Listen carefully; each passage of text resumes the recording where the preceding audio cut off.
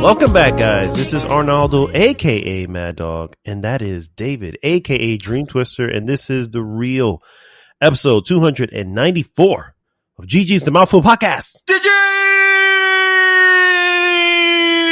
And I just realized I cannot compete with that sultry voice that we have suddenly on the ones and twos. Thank you so much. Oh, yeah. Yes, I have recently still coming off of, it's not COVID.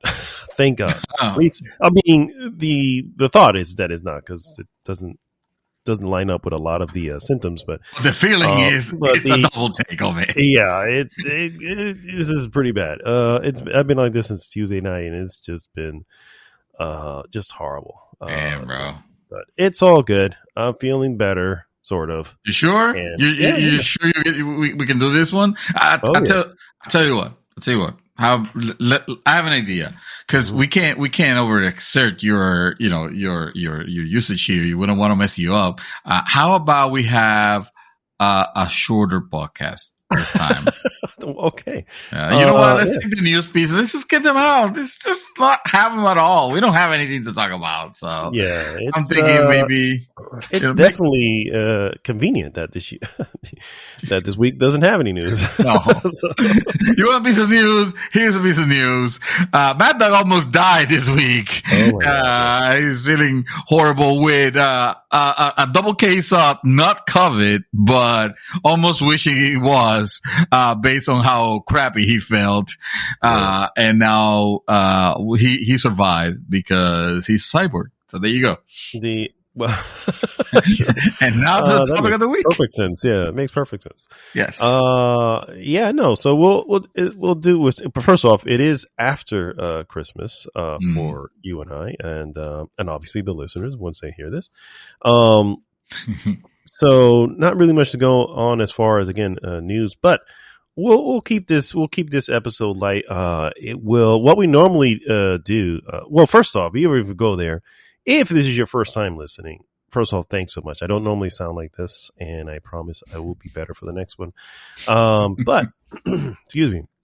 If this is your first time listening, please go to goodgame.rocks. Join the conversation there. Of course, that takes you right to our Facebook group.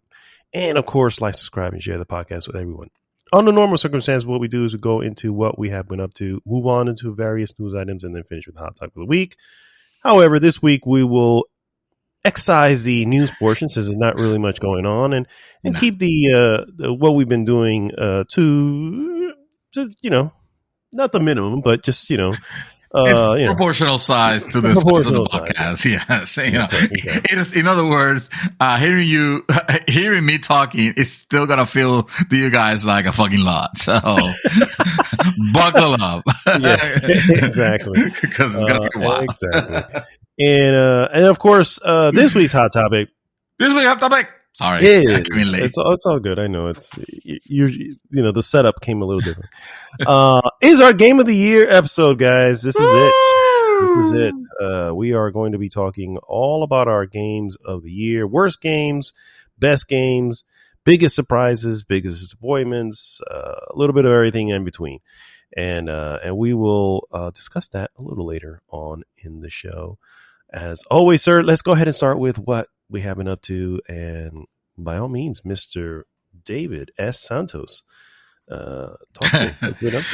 David S. Pumpkins. Let's give you a couple hours of break.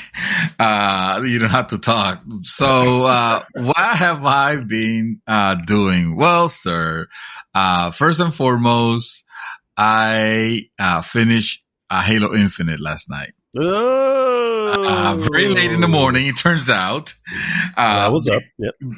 And you were up, exactly. I was kind of surprised, because it was like 4 or going no, it was 4 in the morning.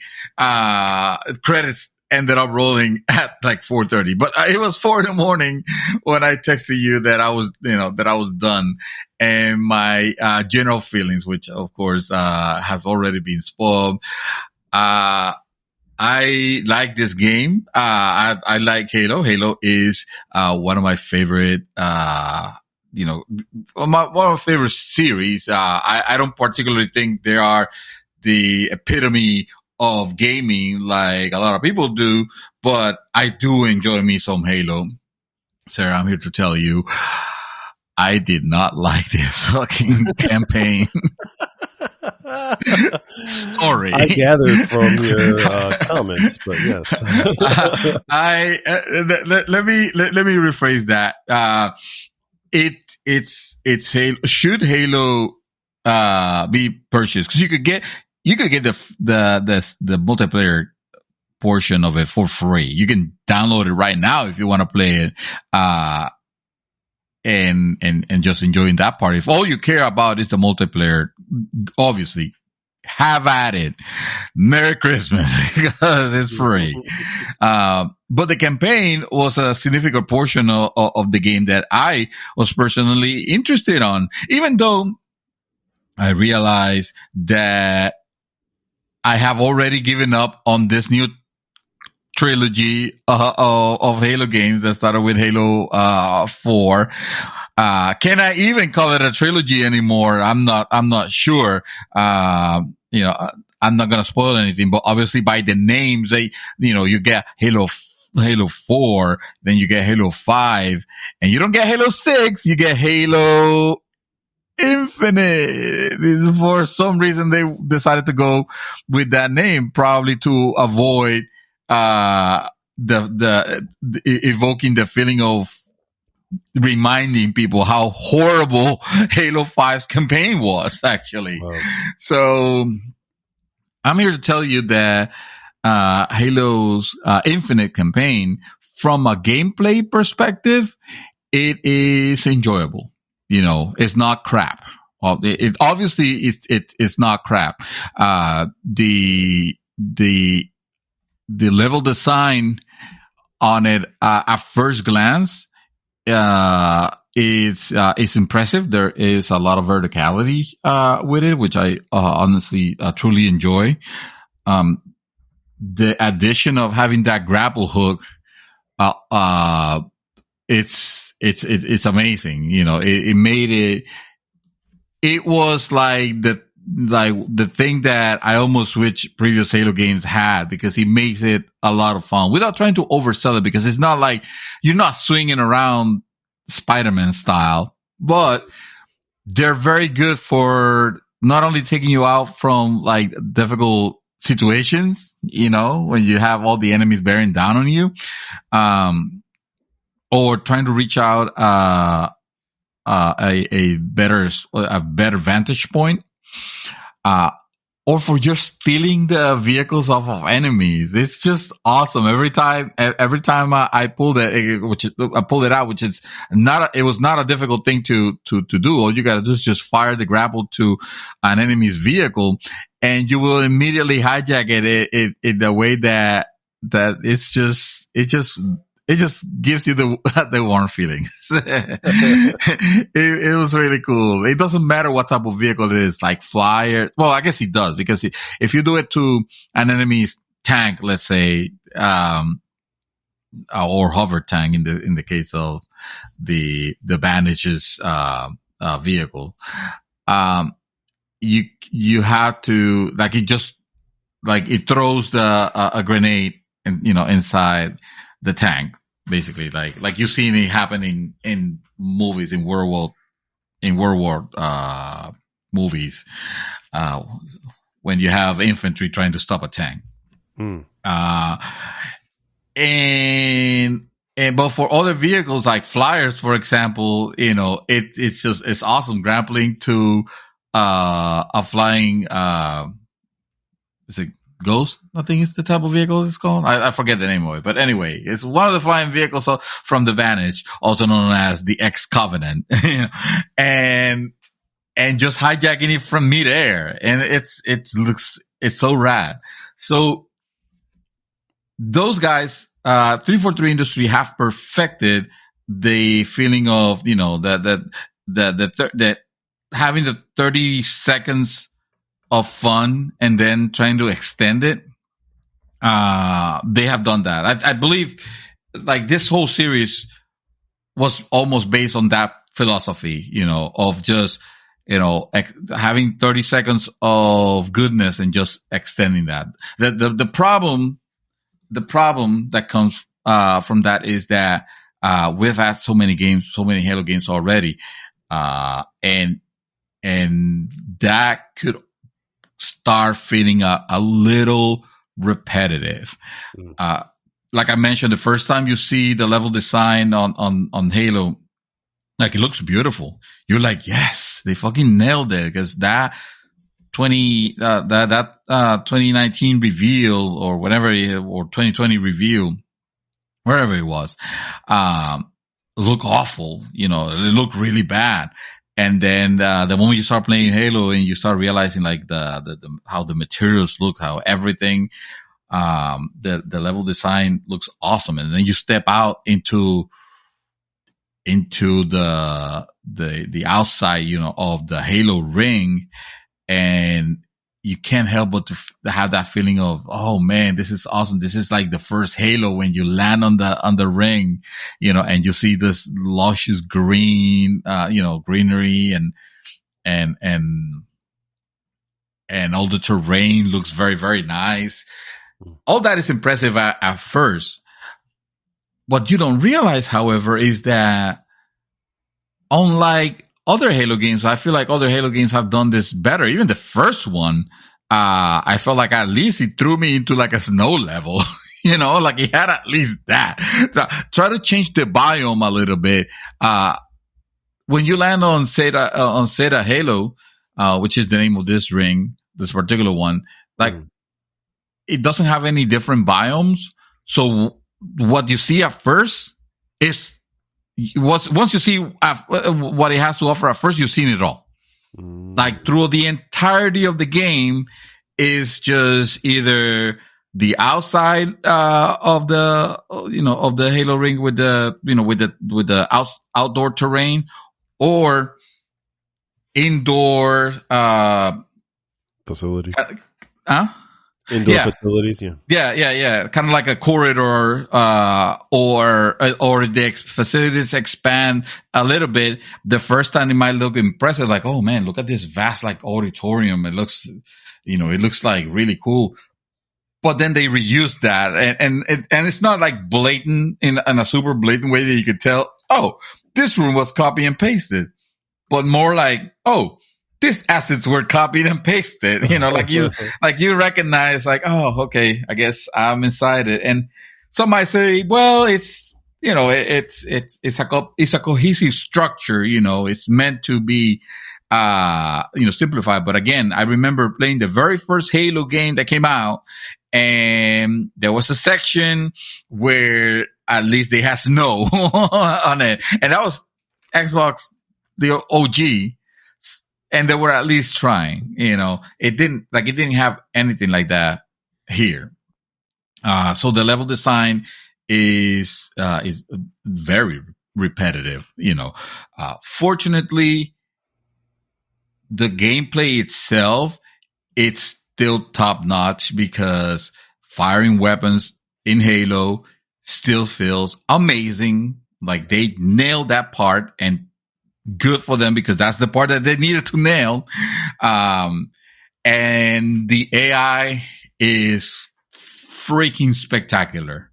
Like one of the best AI enemies that you can fight against, where enemies know how to flank you, they know how to take an opportunity to hijack your vehicle, because that's right. Just like you can hijack the vehicles from them, they can also turn the tables on you and hijack whatever vehicle you're driving. I mean, if you're playing the game halfway decently, it doesn't happen often. You might not see it often, pero si tú te descuidas, if you just don't take care of it, and suddenly you could get an elite taking your vehicle out, and it's kind of embarrassing. I think it happened only once on it, but just seeing it that it happened, it was like, oh, okay, that was cool. And also the game, I was concerned with the open nature open world nature of the game. It was going to take away from the nice Halo chapter set pieces that it had, on the more linear on the more linear games. And it turns out that, unfortunately, I did have a good reason to be concerned, because I feel like this game lost that. Like, in making it open world, it kind of loses the craftsmanship of the levels. Yeah. Of those areas where, I mean, say what you will about scripted events, but they're there for a reason. They're there because they're crafted to make you have a specific experience, that is meant to odd and look amazing and be memorable, over here, the experience is much less that. It's much more sandbox, and you kind of like make your own moments. And that's not to say I didn't have those moments, because I did have, several moments where the things I will pull off, I remember having a smile on my face, because it was like, man, I love games where I could feel like a total badass, and what I did here was totally badass. But ask me what it was, and I couldn't tell you, because it was just diluted between a lot of those. That's why, I hate to admit it, but I'm kind of more inclined to like those experiences where you got scripted events in some areas. Like, it doesn't matter, as long as as long as it's not very obvious that, I haven't gotten close enough to the actual trigger that will trigger the script, like, I'm not asking for that. Obviously, make it a little bit dynamic, but have something crafted rather than make your own, sandbox fun, because I can only do so much of that before I start feeling like the game is weighing down on me. And Halo Infinite was a game that it unfortunately felt like it was weighing down on me at some point. Again, not that it was a bad game, but the campaign might have been too much of it for its own good, and probably, and I mean that in the sense of you're not offering me anything particularly new. Right now, like I caught myself in the act of, well, there's an icon here. Let me get the thing that is on that icon. And next time I realize, like, oh fuck, I'm playing a Ubisoft game. This is the same problem, or this is the same problem that I have with Ghost of Tsushima. And I slammed that game for Ghost of Tsushima for having, the iconitis. Well, guess what? I'm going to slam Halo Infinite for doing the exact same bullshit. That iconitis of, well, I know exactly what's in there. There's not going to be a surprise, because he's telling me, oh, this is the area where you get an audio log, or this is an area where you get the, where you just need to pick up the majigger that is gonna let you power up your armor, or your majigger. Yeah, it's just a power up. You get a power up, and for your skill tree, if you can call it that, it's not necessarily like a tree. It's just, you have four different, four particular skills. One of them being the grapple hook, another one being a shield that you can throw in front of you. The third one, you throw like a I want to say a grenade, but it's not really a grenade. It's like a thing that you throw that wherever it falls, it kind of pings the area for hidden enemies or the location of enemies. Like a radar sensor. Yeah, radar. Yeah, exactly. There you go. It's like you're throwing a sensor. And then the fourth one is like a boost dodge that you can use, which I've never used. I'm going to be honest with you. I never had any use for the boost for boosting out, like dodging. I never had to use that. So that was a waste of time.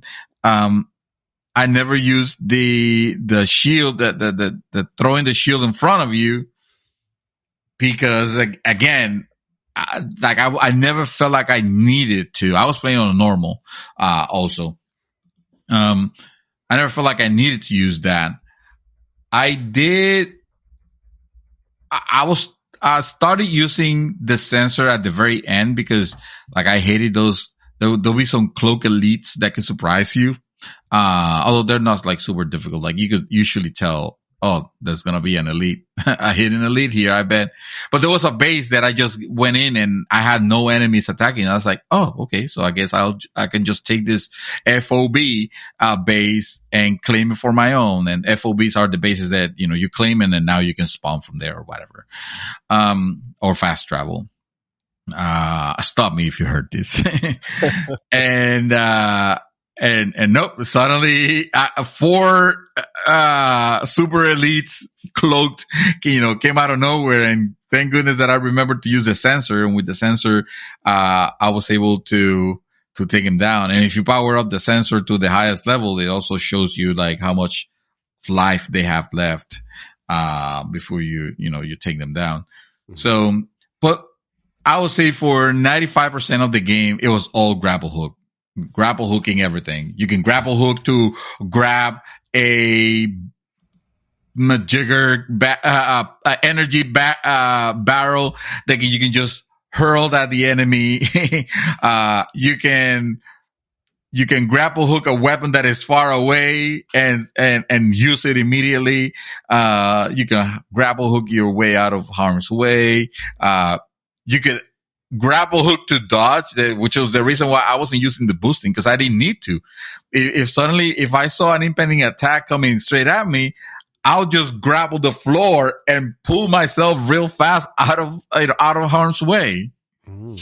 So yeah, all this extra skills that I have, it was like for naught, because like the grapple hook is the winner. One grapple hook to root them all. And you can even grapple hook enemies themselves and just go towards them and punch the crap out of them when you land a punch that will just throw them all the way to the other side of the ring. Like Doom Eternal. Yeah, kind of. Yeah. Yeah. With the chain, or whatever it is, a shotgun chain. With the shotgun. Yeah. Something like that, yeah. I would have been nice if I could just, at least the grunt, the little ones, if I could just like grab them and pull them towards me, that would have been the boss. But I guess they weren't doing a lot of magical things with the physics. I mean, they were fine. They just kept it very, very Halo. You know what it feels that this game feels like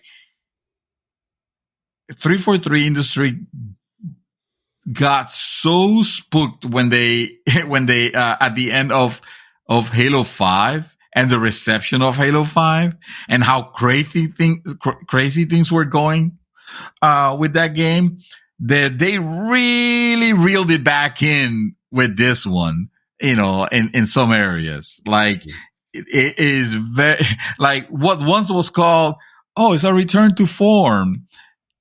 I would call it, it's playing it super safe is what you're doing. Because you don't want to, like, all those like crazy assassinations that you do, just go back and you'll stab an enemy in the back and it'll put you in this third person move, and suddenly it's like a very slow third person view of you stabbing whoever on the back. Like, that's gone. This is it. Just, they just changed it to where only reason I wouldn't call it bare bones is because they have those other skills that you could use, but that you don't. Most of them are exactly. Most of them are like you don't really need them.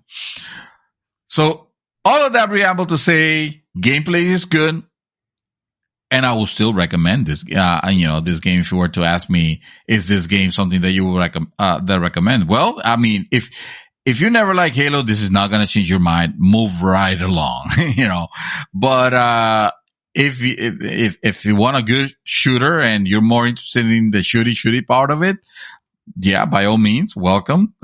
Take a seat, and someone will be with Halo you shortly. welcomes you. Yeah, Halo welcomes you. If you're here for a story, LOL, I don't know what to tell you. You are on the wrong first-person shooter for a story, so clearly you're a little misguided. Exactly. You're already fucking up badly, but you just don't know the extent of how badly you're fucking up here with the story. Because the thing is, 343 do not know in any way whatsoever how to write, actually full stop, how to write, period. I was going to say they know how to write characters, they don't know how to write a narrative, but no, I can just say they don't know how to write, period. Awful narrative, terrible characters. Not even the Master Chief is likable here. You can hear the Master Chief, and I've said it, he's never been one of the best video game characters. He's just iconic as fuck. He is the Mario of Microsoft, whether you like it or not. That's what it is. It's the mascot. He's a mascot. Yeah. He is a mascot.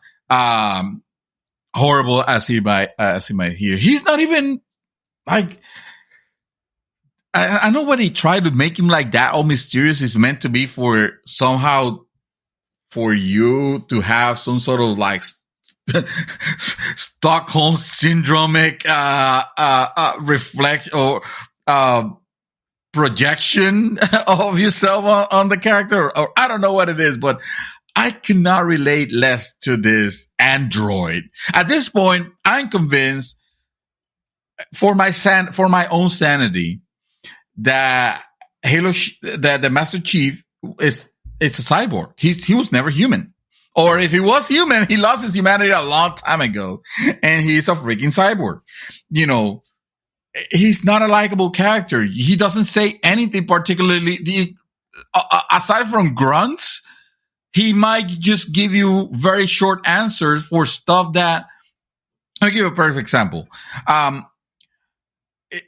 You've seen on the trailer that this time there seems to be like a bigger focus on a particular pilot character, like a human character, right? Mm-hmm. You don't get to learn his name until the very end of the game. Spoilers if that was my bad for that, but it's not a big deal. It's just the entire game, he is Echo 114 or Echo 1 something like that. Like this person that is collaborating, with you against his will, because you've seen it on the trailers. This is not spoilers. This is on the trailer. This person that saved your life, again, you see it on the trailer, is literally the first 5 seconds of the game, when you started. Master Chief doesn't even bother to ask what his name is. And the entirety of the thing. It's like the least human thing. It's like, who gives a shit about this character, whoever you are? You don't even learn his name until the very end. And, don't get me started on the new, on the new AI, the new Cortana that they want to put.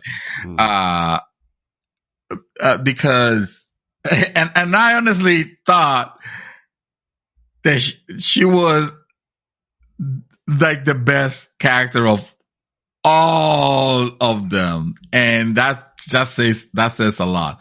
I'm not talking about the real Cortana, because remember the real Cortana on Halo 5, if you remember, Mad Dog, on Halo 5, she went all rampant and crazy and the most. I remember you telling me this. Yeah. So Cortana is bad now, I guess, because she went rampant and crazy. And dude, the stuff that the game, this game starts. First of all, it starts you. they say, this is meant to be after the events of Halo 5. Yeah. If suddenly there was a big gap, like 2 seasons out of what the events of what happened on Halo 4, of Halo 5 to Halo Infinite, when you start this game, it feels like you missed 2 seasons of a show, and you're like completely lost into like, who are these characters? What happened to Master Chief? Why am I waking up? Why am I floating in space? Like, that's not the way Halo 5 ended. Like, evidently I got my ass kicked. Like, why? When did that happen? None of that is explained at first glance. You know, you have to play the game, and then you get little bits and pieces from it close to the end. And in the most unsatisfying, boring ass kind of way. I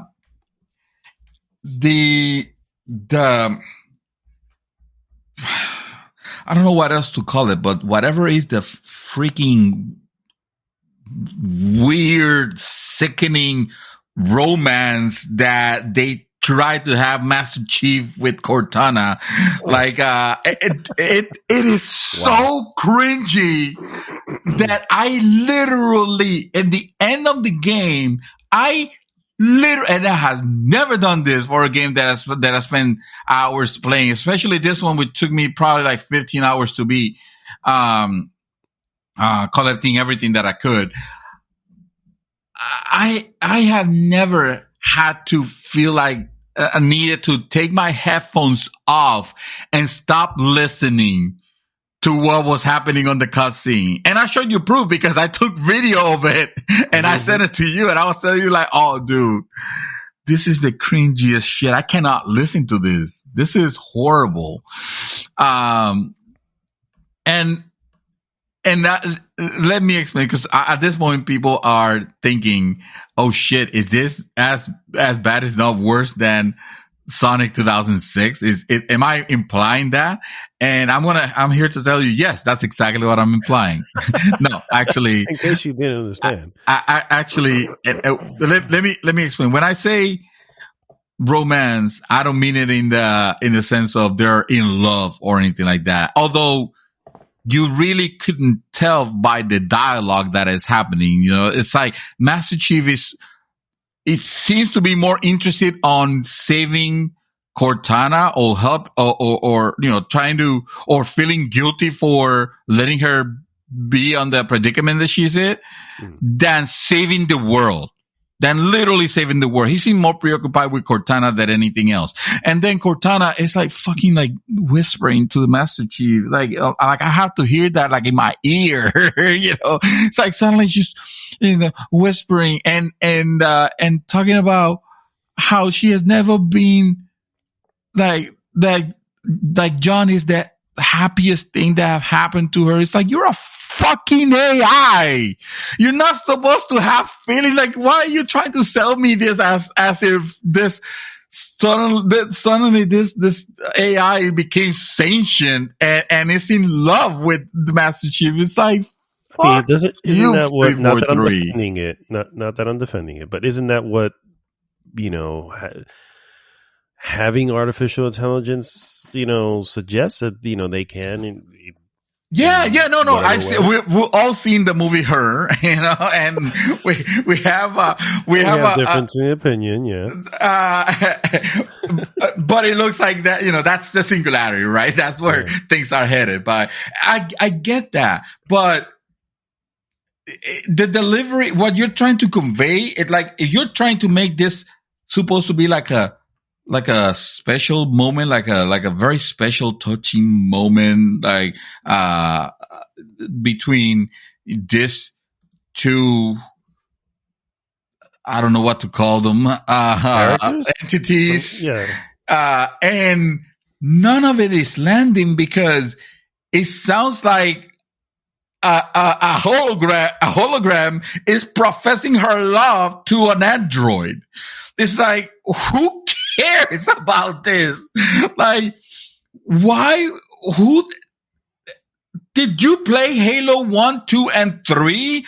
Didn't you see what Bungie had done? They laid it out perfectly when it was about this religious group, the Zealots, that had a plan. When it was about the flood, which I can't believe that we have had three additional Halo games, and the flood was not featured again. The flood was one of the coolest enemies, in the game.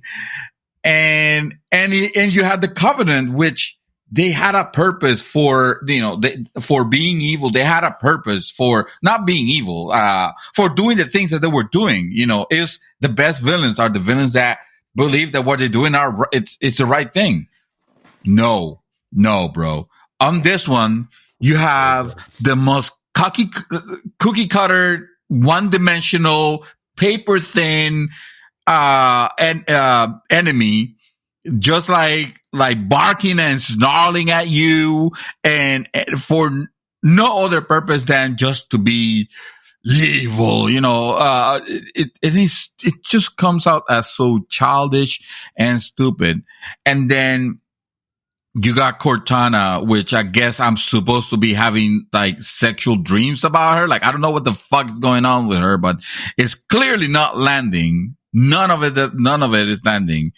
This is a piss poor, like urine poor excuse of a story on an otherwise phenomenal gameplay. Like, the gameplay is solid. I'm telling you that they copied and pasted a lot of shit, and somehow it was still fun. That tells you, oh yes, they know the gunplay. They just didn't land it on the story. And boy, they did not. That they didn't fumble this. On it, yeah. They took the ball and they went straight to the other teams. Trying to use football references, but I'm failing. You can help me here. But it is the cringiest shit you can imagine at the very end. I did not want to hear about it anymore. And then a complete, a most unsatisfying ending to, it should have been expected. Halo 4 was not great. Halo 5 was fucking horrible. And Halo Infinite said, hold my beer. I'm going to be horrible in open world. How about that? And they freaking nailed it. And they freaking nailed it. Dude, it was bad. It was bad. You know me with story in games. You know me about, I don't even respond to my friends, when I'm in the middle of a story heavy game. Like, I'll get someone, asking me to join the party, Chaos. And I won't go in. And then I say, oh, sorry, I was in the cutscene or not, because I was playing this game, or whatever. Even for games that really don't, that story don't matter that much, like freaking Valhalla, Assassin's Creed Valhalla or something like that. Like, I don't care. I take those moments very, very, very seriously. I don't even want to play them co-op. I just want to take it, take the story and enjoy it. And yeah, I can tell you that this one, it does not matter, because none of this matter. Halo 4, 5, and 6, it's an utter failure when it comes to delivering a semblance of a story. When you have people praising the Destiny storytelling, and that sounds like a joke, but let me tell you, it has gotten substantially better from, I don't have time to explain why I don't have time to explain. It's no longer about that. Destiny games and expansions, I've heard a lot of good stuff. Yeah. Double down on the storytelling. Yeah. Problem is, I'm already too lost to care, but I can still appreciate that they have taken time. And if you were to ask me, in this game, the production values are there. The credits were long as hell also, you can see. But you could tell that a lot of people were involved in making sure that the game was pristine. And it was. I did not have a single crash. I did not experience a single bug. Nice. Like everything worked flawlessly, and then you get into that multiplayer and you have a blast, but unfortunately the script, the writing, the storytelling, it was written by monkeys, and not the bright ones either, it's like just the dumbest monkeys they could get, together, put in the room with typewriters. And you know what? It was written by an AI. There you go. That's what it was. They saw, let's just put a bunch of, Halo novels and shit, and let's have an AI write the story of Halo Infinite. And that's the reason why we call it Infinite, because it just feels like it never wants to end. Let me tell you, once I started that last mission, I think I started that last mission at probably like at 12 or 1 a.m. And I finished at 4. And it was because I was like, I need to talk about this on the podcast. I need to trudge this on, and I need to beat this once and for all. Like, I need to. Final score for Halo Infinite. It's gonna be hard. It's gonna be difficult, isn't it? No, it's seriously, because there are things that I did sincerely enjoyed, and I'm not gonna say that the game is good, because the game is not good. The game is really good, and honestly, even really good feels like it feels like too much of on our score, a really good will be a 3.5. Yeah. Out of 5. When you consider everything everything else that have been done, the music and the orchestra and everything there is like stellar. It's like, it's the good thing about Halo, the music and all that. They did a really good job on that.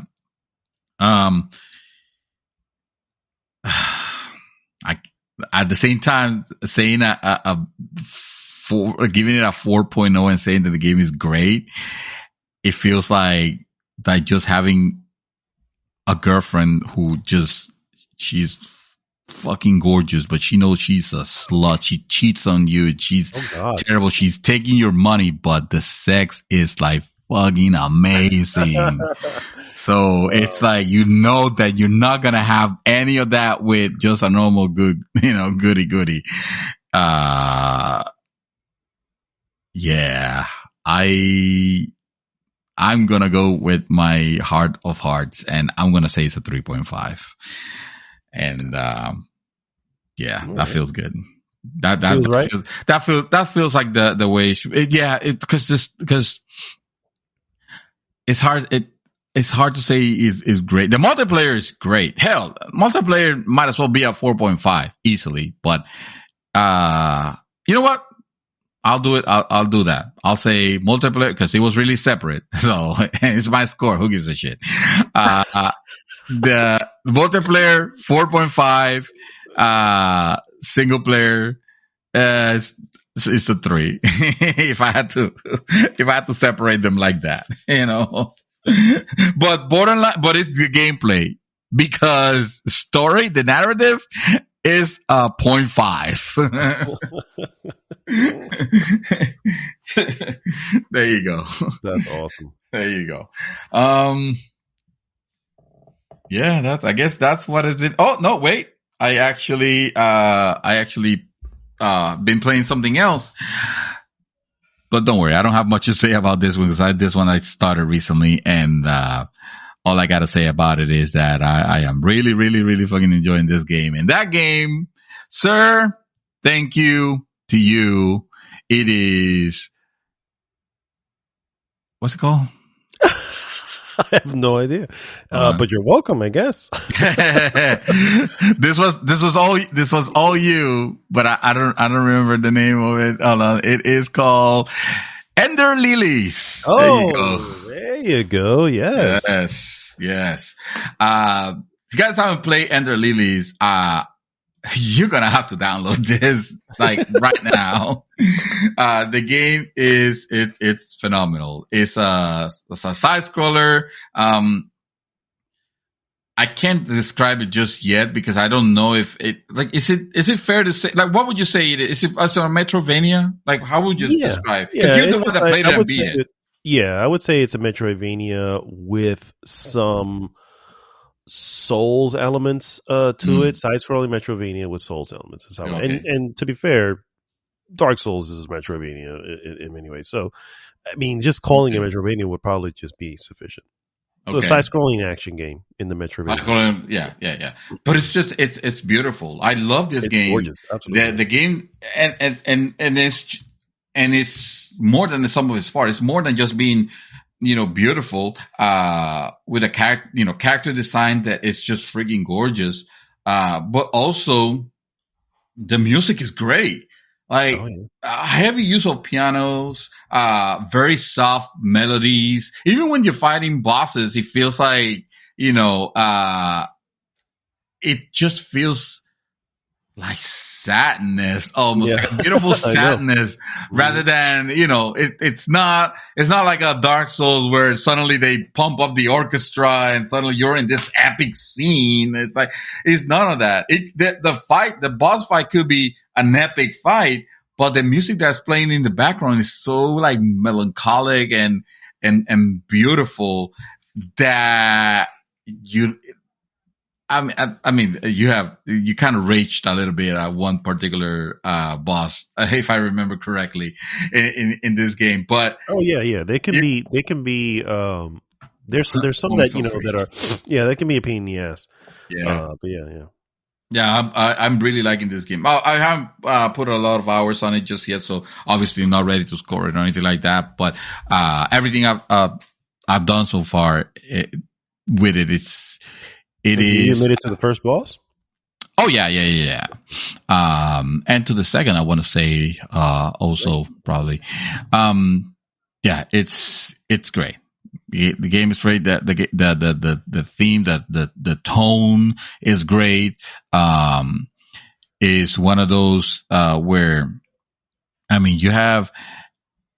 I love the attack because it's just this like very flail looking, a girl who's supposed to be like a priestess, and her attacks they're actually not her attacks, but the attack of a like a ghostly knight that is helping her, and companions that you get along the way that you can use, their own attacks, and they look very, very stylized. Very stylized. There you go. Isn't it? All right. Okay. Finally. Light bulb. I literally heard it turn on. How about that? Lily. Yes, you did. Yes, you did. What you guys are going to come to understand this later on. Not too later on. And yeah, so that's it. Ender Lillies. I'll have more to report later on, hopefully. I'm having a good time with it, and you guys should definitely check it out. My understanding is available everywhere now, including Switch and PS4 and PS5. And well, if you played it, you say you played on PS4. I saw it released on Switch and PC, but then I saw later on, like in July, it was released on and Xbox, or June it was released on Xbox, and then on July it was released on PS4, which which is PS5. So yeah. So yes, it's everywhere. Yeah, Ender Lillies, really, really good, really good. Definitely check it out. Gorgeous game.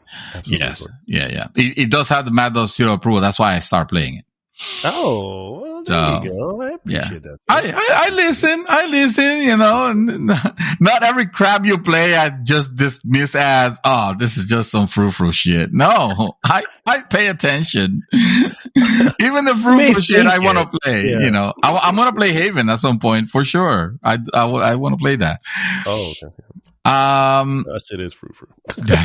Yeah, I know, but I think it's a frou-frou that will rub me the right way. Anyway, I watched a movie, and I believe we all have, but I have spoken enough in length already, so I'm gonna let you discuss that one because I feel like you'll be better able to articulate it. Because I bet. I mean, let me ask you a question: did you watch The Matrix 4? Oh yes, or Resurrections. Yes. Resurrections? Yes. Okay. Good. You're gonna talk about it. I'm just gonna say. Yeah, no, bro. Let's give it a score. Let's give it a score. Well, let's get into it first. Yeah. I think we should. Yeah. Okay. So yes, Matrix Resurrections, obviously on HBO Max right now and in the theater, believe it or not. So my expectations, for the record, were really low when I started seeing some of the scores. I was like, okay. Oh, so you had already seen scores before? I shared the score before I watched it. I shared with IGN.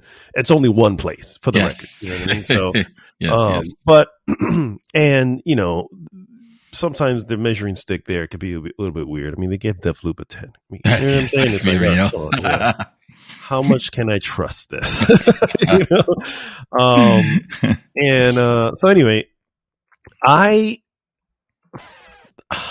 still processing my thoughts on it. You know what I mean? To this day. Yeah. So I didn't think it was bad. Like for instance, I really think that Revolutions was not good. I think that one was definitely not good. This one I would say is probably above that, but not like Reloaded. And I don't know how everybody else feels, but I already said many a times that I will go to bat for Reloaded. Yes, that is on record.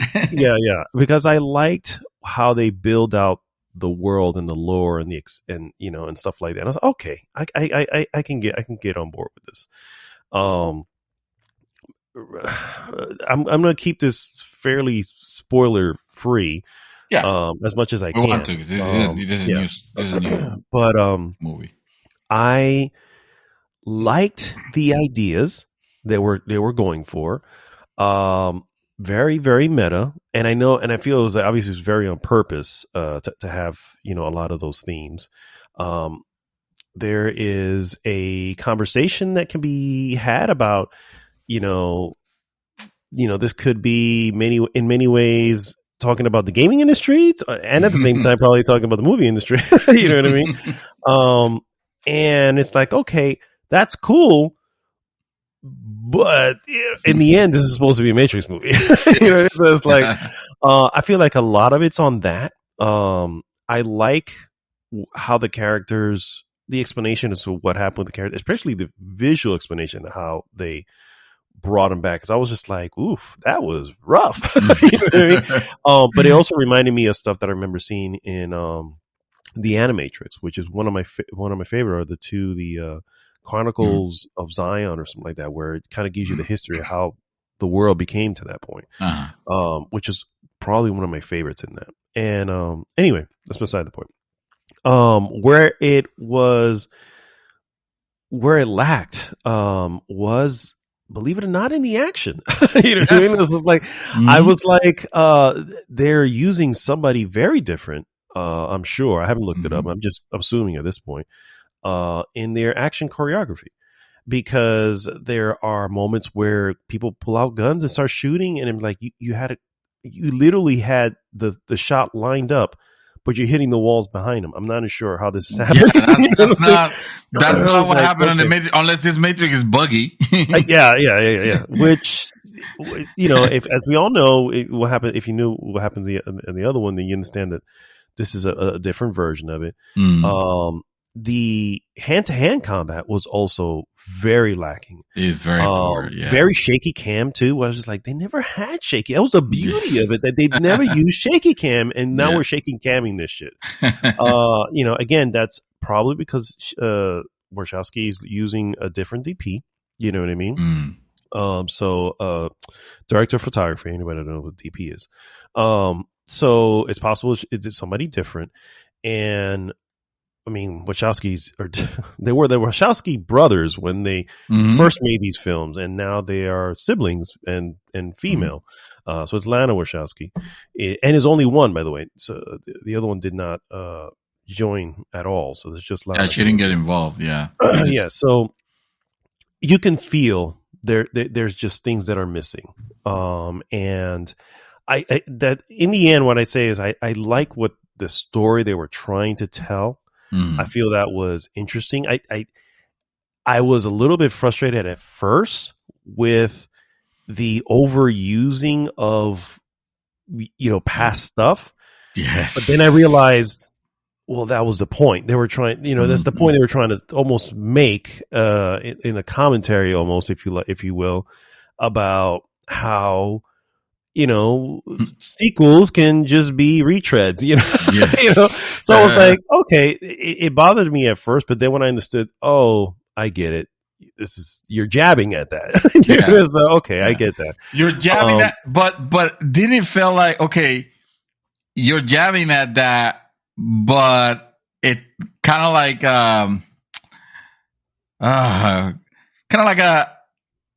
and this might be me projecting with, my nieces and nephews, kind of like an uncle that wants to feel like it's in, like it's cool, like, yeah, I'm still cool. You see how meta I can make this?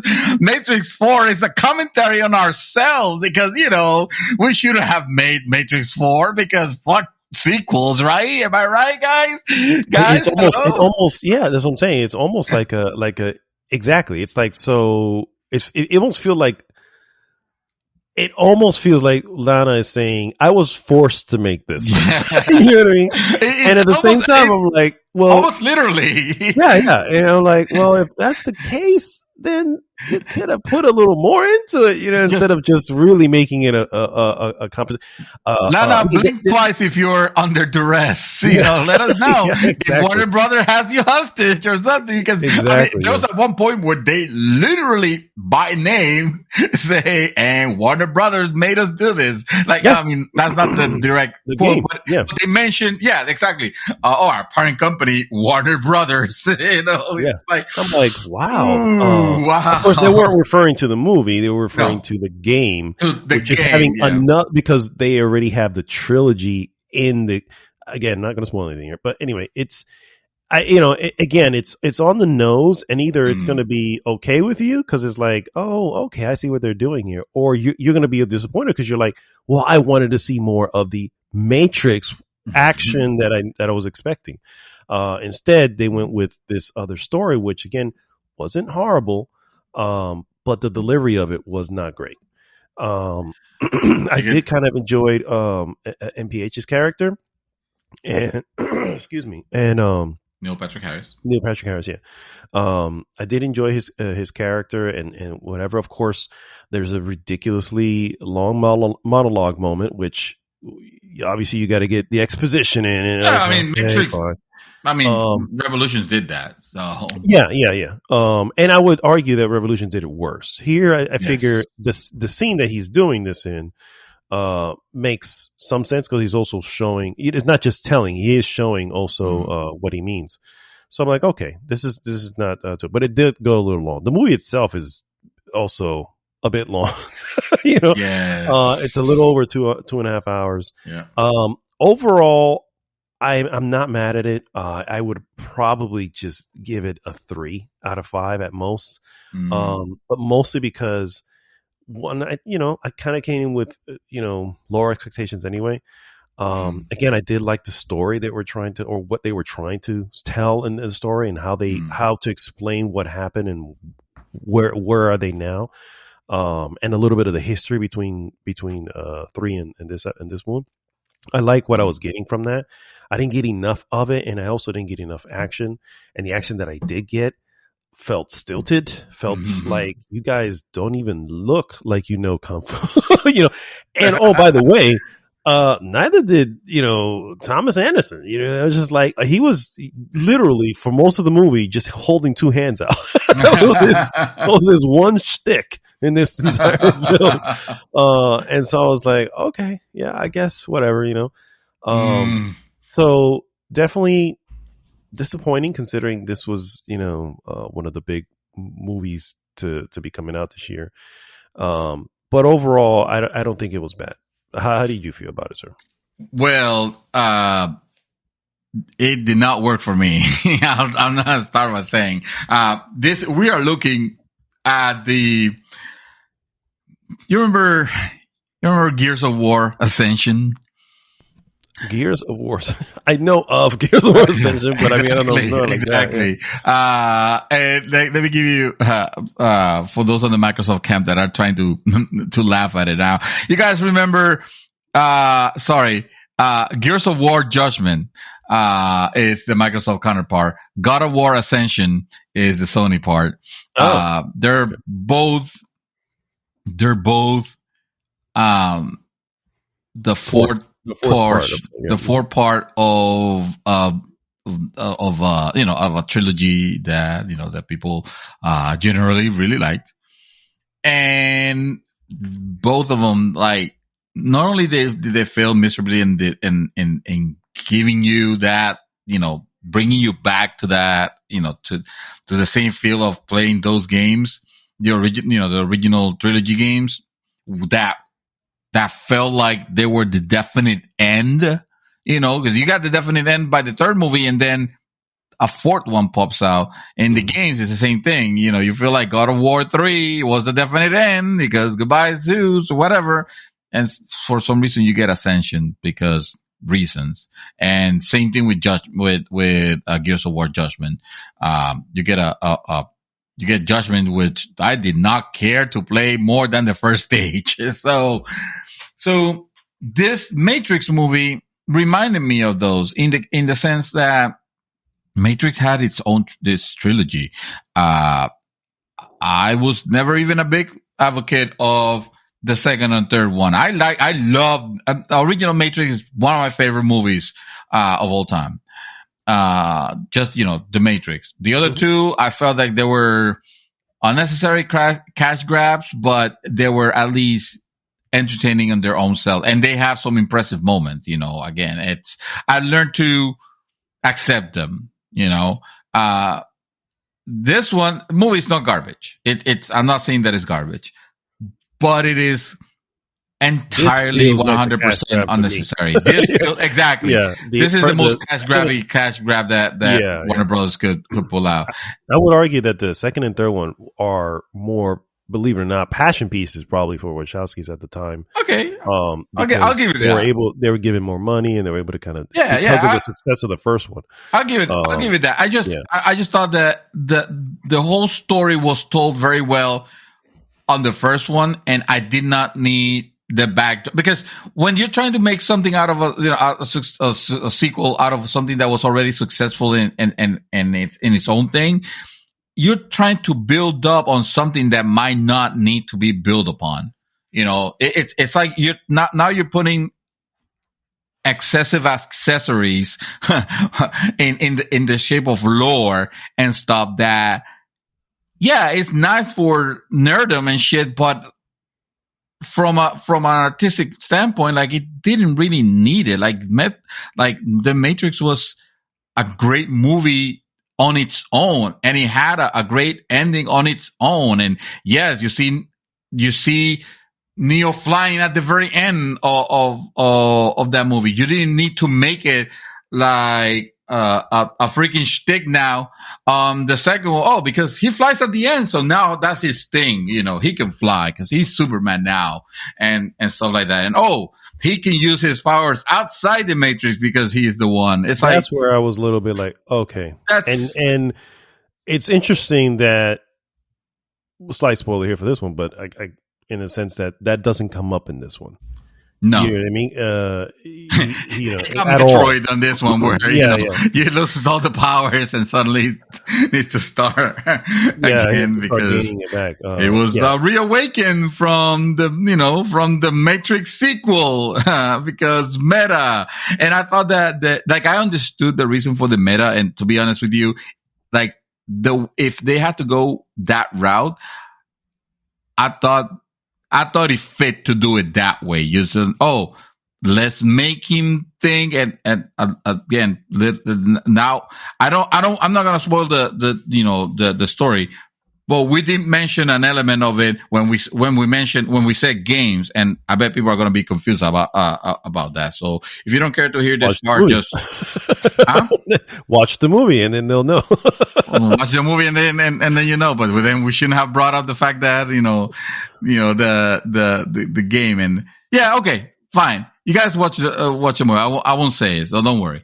But I thought that like it makes sense to put it in that way. Yeah. It's just I didn't think it was properly delivered. I thought that the meta of it felt more like look at us, we're in on the joke too, guys. It's like, why did this sequel even happen? Am I right? It's like, yeah, you guys are watching already. You guys already spend the money, jackasses. So woohoo, we got your money, but at the same time, we're on your side, guys. We know. It's kind of silly this movie happened, right?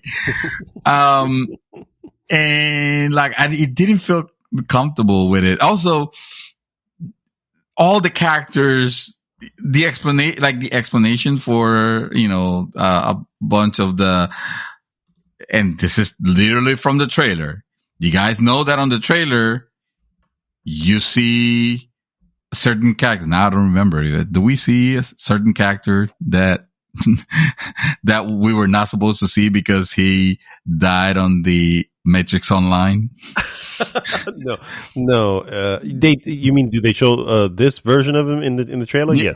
Yes. Okay. All right. But is it clear of who he is? No, it's not said. I'm not going to say who he's. Even though clear who he's trying to be. It's very clear what he's trying to be. Exactly. Yeah. It's like it's like those things I just found straight up dumb. And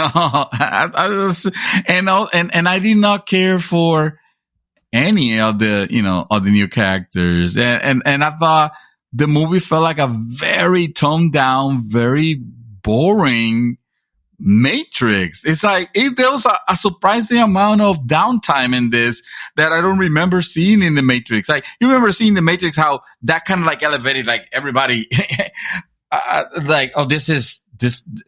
I mean, they're fucking John Wick. What John Wick movies are now. Mm-hmm.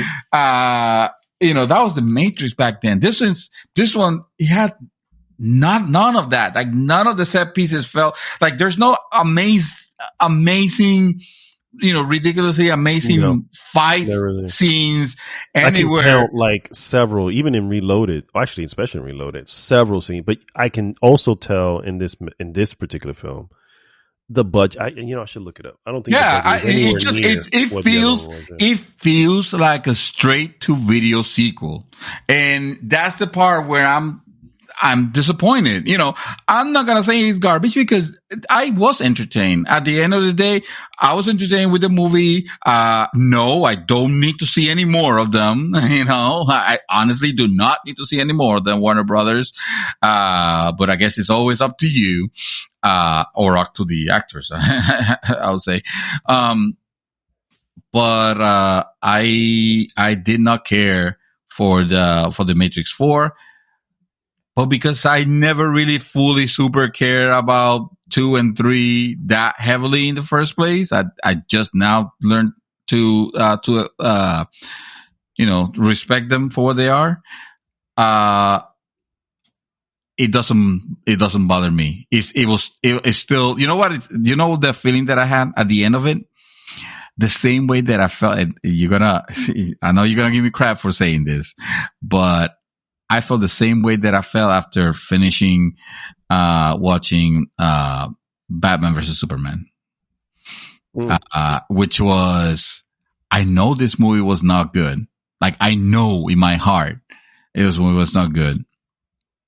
I was still entertained with it, and I wouldn't necessarily recommend it to anyone. I mean, I recommended it to you only because I needed you to watch it, just to. Oh, it was going to happen anyway. Yeah. This was a must happen.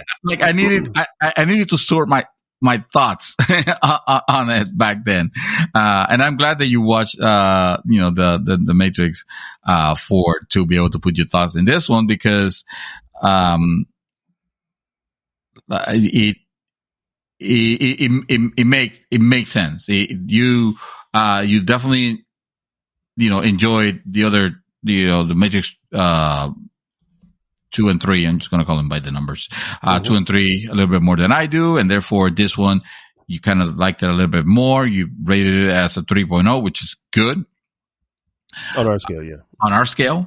I'm going to give it a 2.5 because mediocre. It's kind of where I feel with this one, and on our scale, mediocre. It's still watchable. Like I will still say, oh yeah, I mean, you have to watch it because you've watched the other three, unless you didn't care for the Matrix, you want to see what happens with this one, but do not go expecting any of the set pieces of the other movies, like the crazy, awesome car chase, scene on the highway, the super mega fights with the 1,000 Smiths. The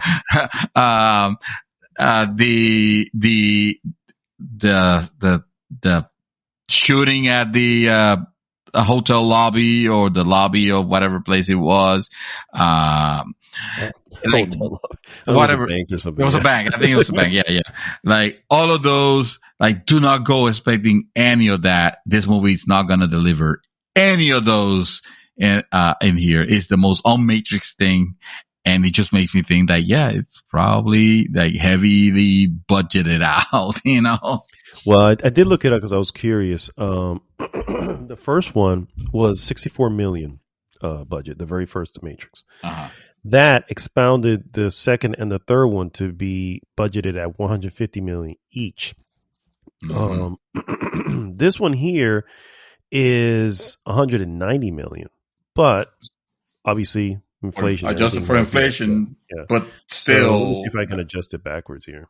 Yeah, that still sounds like equal, maybe budgeted equal than Revolutions and Reloaded, or Reloaded and Revolutions, and it didn't feel like one of those type of movies at all. All. So, that's my final say on that. I agree, sir. I agree 100%. You better. I'm kidding. No, kidding. It's definitely not one I would ever need to ever watch it unless I sit through them all. Like I want to do a whole thing, but I realize more and more that more chapters you add into something, the less likely I'm going to revisit them. I had only so much time, and yet you watch all the Fast and the Furious. Well, I never remember. I had seen what did I say? I said the first 4. Yeah. But I wanted to do was a test it in the spirit. I still haven't seen the last one though. Yeah. But I will. Anyway, I've watched a bunch of other stuff because it was Christmas. I'm going to skip through the ones that don't really matter, which not that they don't matter, but I don't have to go over.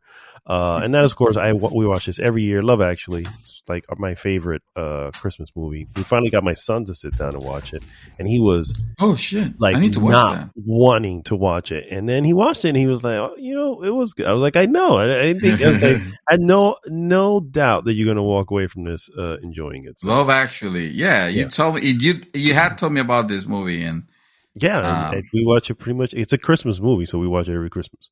I didn't know that was a Christmas movie. Yeah. Another Christmas movie, of course, we watched was Die Hard, and that goes without saying because we got to watch Die Hard on Christmas. That's a Christmas movie. Yeah. As far as I'm concerned. Anyway, we saw A Christmas Carol, which is the Jim Carrey one, which was the animated Jim Carrey one, Christmas Carol. We rewatched that one, which is actually pretty good too.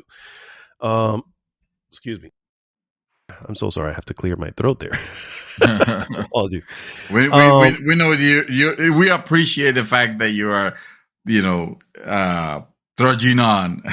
Yes. And I will try to not clear my throat on the air as much as possible. I finally saw for the very first time ever. Pain and Game.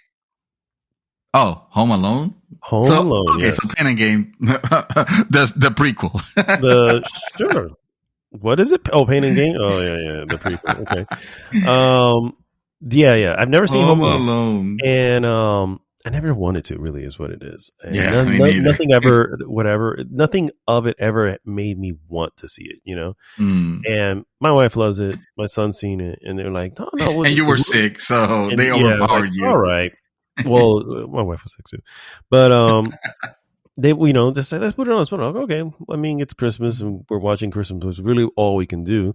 So I was like, all right, let's do it. And it's actually pretty freaking good. I was just really? I was like, oh man, I have no. Were you legitimately laughing, or was just like, okay? Yeah. It was no. It was actually really well thought. Like everything I've seen of the movie is like certain sequences. But man, it's that is a small portion of what the actual movie actually is. And it's a John Hughes film, believe it or not. And I didn't even know that. I was like, oh shit, I tend to love John Hughes. Hold on, context. John Hughes. John Hughes is the director. He directed a lot of 80s teen comedies. The Breakfast Club. I can't think of another one that comes to mind now at the moment, but like 16 Candles, those 80s comedies. That gives me an idea, so that's good. Yeah. So, and he did this one. So I was like, oh, okay, that's, I didn't know that ever. Never looked into it. And so it was, interesting to find that out. I was like, okay, that's cool.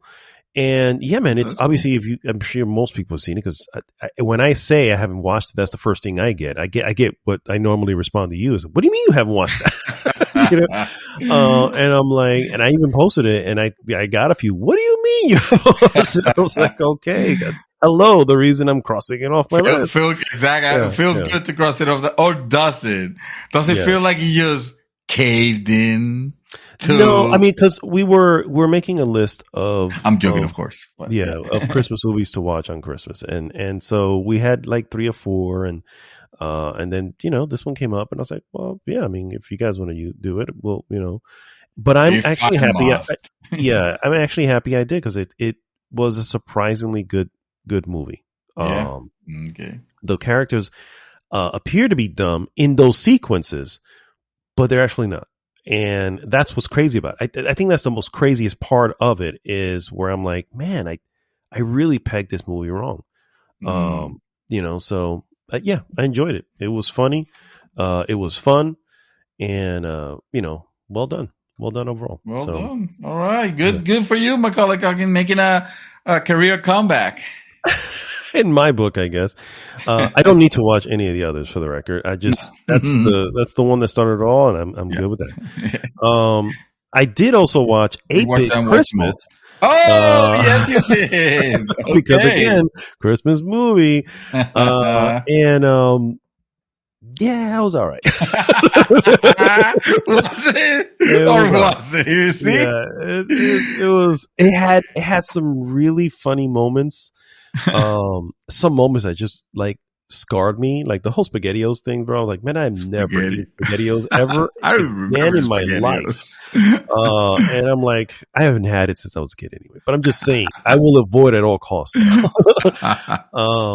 It was okay. It had its funny moments, but I think the main issue is that everything was wacky. You know what I mean? What made these type of movies work for me was the kids, saw the world one way, but the parents always saw the world as it was, Yeah. And here the parents were acting just like buffoons. And I was just like, it's a world that just doesn't exist as far as I'm concerned. You know what I mean? Well, I mean, in a sense, remember, this is a narration of a dad. Yes, daughter, true. But it's been compared to A Christmas Story. Right. All right. They're like, this is the Christmas story for this generation. At least. You know what I mean? It's been marketed that way. Yeah, exactly. And it's it's for this generation, all that. And I'm like, when you look at that one, the reason why that works, is like, he's remembering, he's telling us the tale, he's remembering, but all the wacky, crazy shit happened mostly in his head. Yeah. You know what I mean? And, but the parents were still, no, the parents were a little crazy, but they they were still normal parents. Here, it just, like I said, there was a line of, I don't know, it didn't completely work for me. Some of the kids were pretty funny. The one kid, the dude with the Nintendo, and he would just let everyone in his house. It's like, oh my god, that was just annoying to me. But it did have a cool ending, a very touching ending, and I was like, okay, I can get down with that. So it worked at the end. Yeah. So overall, that one I'd have to give like a 2.5. I'd have to 2.5. Yeah. 2.5. By the way, going back to Home Alone, I gave Home Alone probably a good 3.5. I would say that was actually really good. Wow. Yeah. So again, surprising because I was like, I just had it pegged wrong, dude. That's what I had completely pegged wrong. So those are the things those are the movies I've seen. I am in the middle of Witcher season 2. Oh, shit. And so far I'm enjoying it. My only issue is I've had to go back and do several recaps of season 1 because I'm just like, I'm forgetting something here. It's been a little bit. I did find a really, really good recap, which I can share with you if you want. I wouldn't mind. Yeah, if you don't mind. It's like an 18-minute long or maybe 15-minute long one, but the beauty of it is it's that it's told chronologically, not the way the series. Right. So it's telling it from the very earliest thing to the most latest thing, good. Which also like fills in blanks as to certain things, yeah. So I'm watching that. I'm enjoying it. It's not doing the time thing anymore. Yeah, I heard really that. Just taking place right where pick it up right where it left Not off. a lot of people care for it. I don't know what this should have been a discovery for the producers and stuff. Like, yeah, turns out, this completely abstract way of telling your story. It was funny. Sense. I started rewatching some of the first season, and in rewatching, I realized the crumbs were being laid out pretty early on. You know what I mean? Even in the very first episode, and I was just like, oh, interesting. I didn't. It would if I had listened to it, because it was like a couple one-liners here and there, and I was like, if I had like really paid attention to it, I was like, maybe I would have caught that earlier. That we were obviously not watching it chronologically, or it wasn't being told to us chronologically. I still stand by that. I really didn't have an issue with it because it was kind of a cool little surprise towards the end. But I can understand for someone who has zero knowledge of The Witcher that can definitely throw everything off. Because I remember my wife asking me a lot of questions.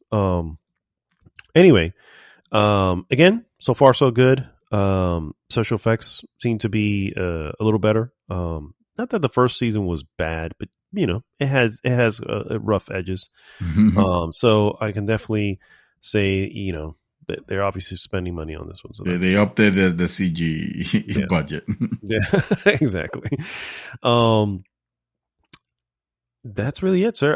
As far as what I've been playing, I'm still playing Tales of Arise, and really enjoying it. I am already. I think I'm near the end, just based on the way the story is, and stuff like that. So I'm like 35 hours total. Okay, all right, that's decent. Let me ask you: and if you think this will be too spoilery, then you can reserve the answer. But if it's about the story, sir, you can probably guess what's going to happen because it's pretty cookie cutter. It is anime, so yeah. There's not gonna be like any crazy reveals, or would they? No. Every reveal, I was like, yeah, I thought that was gonna happen. Yeah, very, very, very, very on the nose. Yeah, that's for the game being called Tales of something. You're not very good at telling tales, but that's okay. No, my question was gonna be like, was I right in assuming that it was going to follow the formula of get to new place on the map, meet the newest character of that map, solve the issue that is happening on that land, move to the next land, meet the next character of your, kind of like Persona, like in Persona, except in Persona it takes place on the same location, but like Every I know what you every mean. time there was a crisis, every yeah. crisis introduced someone new. So I was kind of like, okay, who are you gonna give me? Yes, but also that's very typical again, because you're moving into new areas, so you're going to be meeting new characters. Now, I won't say you suddenly get a new character each time. Like you join. Oh, okay. I wouldn't say that so much. Okay. Sometimes there's a little twist as to who ends up joining, Okay. and stuff like that, and maybe you see one, but you can sometimes tell just by looking at it. You go, oh man, they really put some work into this character design. Yeah, exactly. So, obviously, it's like you don't look like all the other NPCs that look exactly alike, so you're the one joining. Okay, exactly. You're either joining or you're a bad guy. Problem. Yeah, exactly. So yeah, again, nothing's going to suddenly blow you away when it comes to that. But and the story again doesn't, it's still got its anime tropes and all that stuff. But all that aside, I am just having so much fun with the combat. Having fun just going through the game. It's just the motion of playing it. You know what I mean? Yeah. I do like some of the characters. I can, some of them, not all of them. Right. You always have. You can also see the tropes within the characters as well. Yeah. I do. There is one particular character that joined who stands out to me because it's like, man, it's exactly what you want. Like my biggest issue with a lot of anime games is there's when it comes to the women, they tend to be, I don't know, usually high pitch, and it's just man, you could like there's usually a young girl or Shion, because you already know her from the beginning. So Shion is another one where she's like she feels like this is like oh my gosh, she's another dude. She seriously, I at some times like, look, we've been on this thing for a while now. Can you chill the fuck out, please? You know what I mean? You feel like you just want to slap a bitch. Wow. But no, there's another character that that really like steps outside of that. You know what I mean? Still has a very attractive look to her and everything, but doesn't sound. It sounds like a fucking fighter is what I'm saying. So they usually really leave that for the this is gonna be the paladin type fighter, and this one's just gonna feel like a fucking normal human being, not like a fucking cat is talking, or like a child, or like a fucking tsundere, brat bitch. Yeah, no, exactly. Yeah, so that's why. So I'm like, okay, but again, as you're clearly pointing out, it's still something that can be expected. So right, but I'm enjoying it. So in short, I won't really spend more time on it, but nothing new has come up as far as, that's why I'm like, okay, so we've introduced everything we need to introduce, right? Fishing came up because that was a thing. Yeah. I went through the tutorial of it and never fucking fished again because I'm like, I'm not fucking fishing in this thing. And so obviously those are trophies I'm never going to get because I'm not bothering doing it. Fishing in games. Yeah, there's a couple items that I discovered fairly late, which frustrated me because I was like, oh man, I've been there's these items that are one use and they automatically give you a bump to a stat, which I guess I could have figured out, but I thought they were consumables and they just weren't coming. I wasn't using it. So I was like, I'll use it before a battle or while I'm in a battle. And that's like, because it was a sort of a tougher boss, I started looking for those. I don't think they're not even my consumables during the battle. They're only in the list outside of the battle. I was like, oh my God. And when I went to start using them, I started seeing where they do. I'm like, fucking hell, I could have been doing this in the beginning. I had so many stocked up, which is, I guess, cool. That's good to know then. Yeah. So the herbs, basically, they're these random herbs that are not used for cooking. They're only like a one-time use, like one-time boost to a permanent boost for the record, to a stat. Yeah. HP, your attack, magic defense, whatever the fuck it is, And Okay. so so those are some things that I found out late. Outside of that, like I said, I feel like the story's sort of coming towards at least from what I can tell, right? I mean, you knowing that the area, the kingdoms, the realms that she's wanting to, that you're hoping she own, she's wanting to do. I'm basically towards the end of that, but I don't know if the planets will, because the home planet is basically right there within view of it. Yeah, it's like a moon of it. Yeah, and I don't know if that will come into play. So who knows? That would be cool. I'm looking for. There's still 30 hours left of this game. I mean, possibly, I guess, because I mean, I looked up and it says like about 50-ish is what the total is. Oh, okay. That's, there you go. Sorry, I know you don't. I know you don't like to know, but No, I always look fine. that stuff up because I'm just like, I need to know what I'm investing in here. So anyway, that is all that we have to do.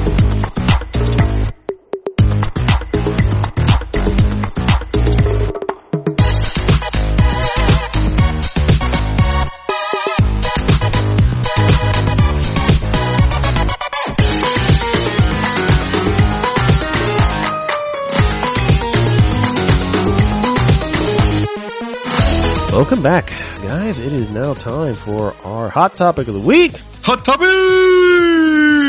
I can't yell. There are people sleeping out here, so. Hot topic again. Well, it's going to be an interesting end of the show. Hot topic of the week, guys, once again, is our very own game of the year. Nominations and winners.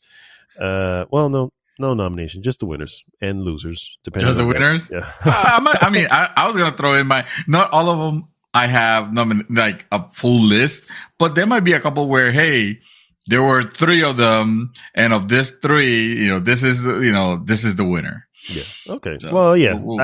I prefer to say honorable mentions. The honorable mentions. Sure. Yeah. Fair enough. Yeah. Runner-ups. Exactly. Runner-ups also. Yeah. We don't have second or third place. It's either you won or you lost. Exactly. We're not as prestigious as the Bacalao Awards, for instance. No. Yet. We're not as prestigious yet.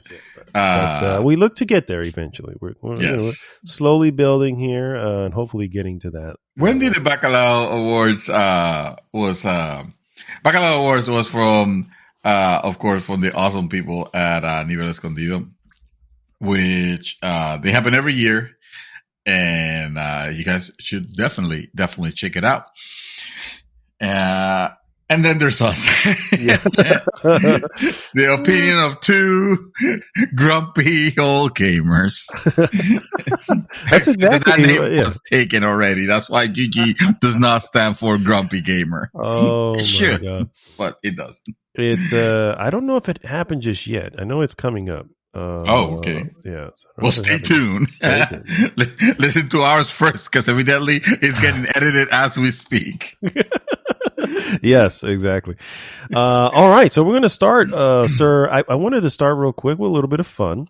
I think you have a fun category as well, but I'll go and start with it. And these are my biggest regrets of 2021, in the sense that I never got a chance to pick them up. And I know that they are awesome. It's just like no doubt that these were going to be awesome. Regrets. You had a few. I've had exactly 3. Snap. First and foremost, Metroid Dread. I have a Switch, believe it or not, and it just goes unplayed. And this was going to be the next Switch game. It was like, oh yeah, I want some. Should have. It's got obviously rave reviews and everything, and I just never got a chance around to. So it'll probably, it's definitely going to make its way into 2022. Yeah. So Metroid Dread, Hitman 3, which, I also feel like it got a little shunned at the awards, the Game Awards, because it came out so early in the year, and it's, recency bias. Yeah. The recency bias is a thing, guys, unfortunately, which is why, believe it or not, movie companies tend to release their Oscar-worthy stuff at the end of the year. So, and sometimes things get re-released back in the theater. Yes. Oh, hey, don't forget about us when Oscars roll around. So that's the reason why. recency bias is a thing anyway. And then lastly, of course, the Game Awards winner, and that is It Takes Two. I actually own the game. Mm-hmm. I just haven't got a chance to play it. I want to get to play it with the missus, and I don't know how we'll figure that out, but I desperately want to play that one. It's a logistics nightmare at that point. That is a logistical nightmare, yeah. Because that's also not, I mean, it's one thing where it's like a simple, not that my wife can't figure it out, but let's be real. If you don't really game, control sticks, 3D cameras, that can throw you off if you're new to it. We've grown in it, so that's why we're okay with it. But folks who are not, never tried it, it's one of those things. So anyway, that's beside the point. Hand controls the whole way. Yeah. Those are my 3 biggest regrets. Sir, do you have any biggest regrets? Well, I mean, I will say Metroid Dread is definitely there, top of my list. It Take Two, to be honest with you, like it was never directly on my radar. Like I was always curious about it, but it was never directly on my radar until I heard so many good about them lately. And of course, when, it like took, it like went away with, a lot of awards on the Game Awards. So including Game of the Year. So, that one I purchased, and, I also intend to play with the missus and see if I can convince her. But, if not, then, sir, I guess you're going to be my next significant other to play with. Hey man, I'm always here for you, sir. Also to play, It Takes Two, because as the name implies, it takes two to play this game. So, but yeah, Metroid Dread, absolutely. That's the one. I think what happened was I was not happy with seeing a newer Switch than the one I own. So if I want to play this game, I'm not going to play it on the old Switch. So screw you, hippie. I'm not going to have it. It was something along those lines. But yeah, just that one. So I also had, like a little, like fun nomination of my own. And when we called it that, these are not planned or anything like that. You came in with your, biggest regrets. I have the forgotten games of 2021. And, this I also have, by happenstance, I have 3. Starting with the most recent one, with the most recent release, Battlefield 2042, where forgotten. Okay, yeah, I think it's still squaring on everybody's shit list. Yeah, no, it is, but also that game has dropped its gameplay. Not its gameplay. Sorry, its population. Dramatically. Oh, okay. Player count. Yeah. So yeah, the player count has gone down, and it's still not going, and it doesn't bode well. Like at this point, I don't know what EA is going to do to salvage the situation. I think it's too early to call it a lost cause, but also EA likes to pull the plug on things that are not like immediately returning. So who's to say? The other game, that I've also heard nothing else about is Far Cry 6. Oh, really? Okay. I own and played Far Cry 6. What were you going to say? I would say, I don't know if it's been forgotten, but yeah, go ahead. Yeah, I don't hear, there's not a lot of hoopla on the groups, about this game. I haven't gone back to it.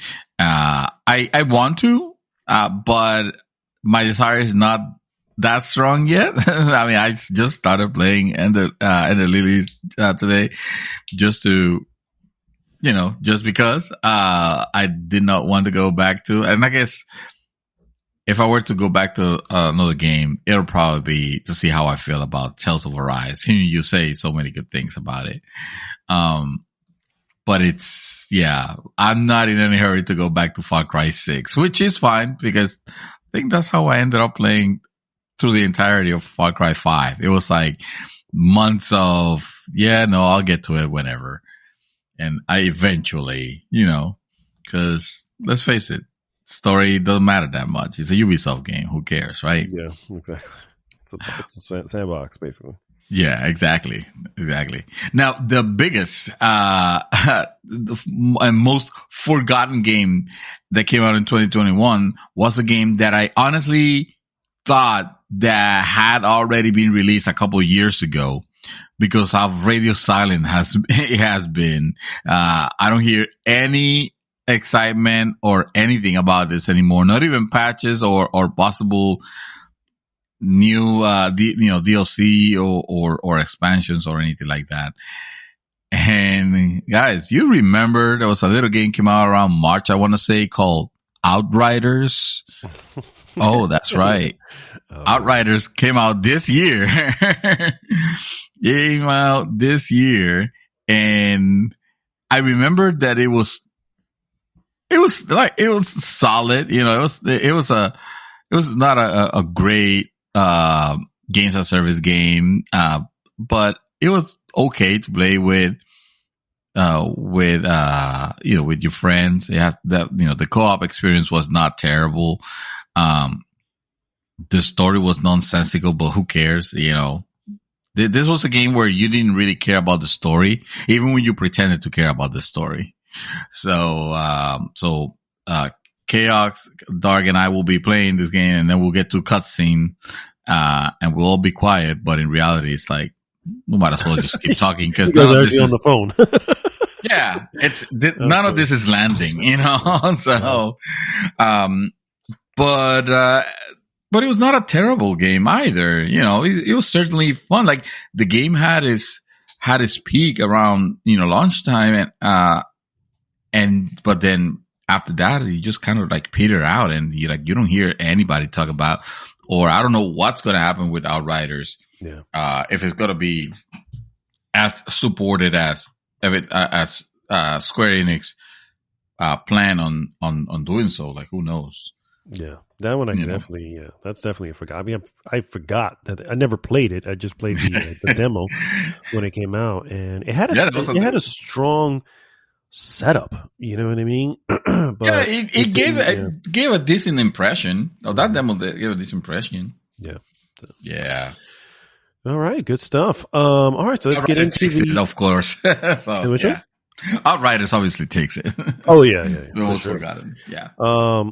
Let's go ahead and start, excuse me, with the first category, and that is, of course, worst game of 2021.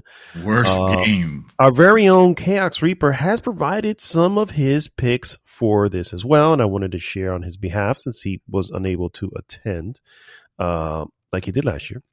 He is still our third chair, but life takes over with work and stuff like that. So, anyway, his pick for the worst game of 2021, and that is Battlefield 2042. So there you go. It's still being talked about. That's why I mentioned it. I was like, I don't know. I think it's still on some people's shit list, and they're still pretty hot about it. Damn. Wow. No context ago. He just gave me his picks, but I don't think you need to look far to see why he would say that. If you look at any of the videos online, I think that's an apt pick. I obviously didn't get it because I heard it was shit, and it was only multiplayer anyway. So I was like, no, I'm good. It doesn't even have the single player aspect of it, and you do the multiplayer, you can't even do that part good. It's like you done fucked up. Really shit the bed there. Yeah. I'll start with mine. For me, I'm going to be honest with you. I didn't have a worse game. Of what I've actually played. I mean, there was some disappointments, but we'll get into that in the disappointment category. So I'm just going to throw two that I know were god awful, and because of them, I avoided them at all costs. There's no particular order. I think these are all clear losers. You know what I mean? But Balan Underworld, Wonderworld, excuse me, Balan Wonderworld, and I think everybody can agree. GTA the trilogy definitive edition. Yes. That definitely was very, very bad. Yes, indeed. Yes. I actually have fun with some of YouTube videos on that one. I won't lie. I had fun. A little The bit of rain rabbit hole. indoors. Yeah, that was spectacular. What you got, sir?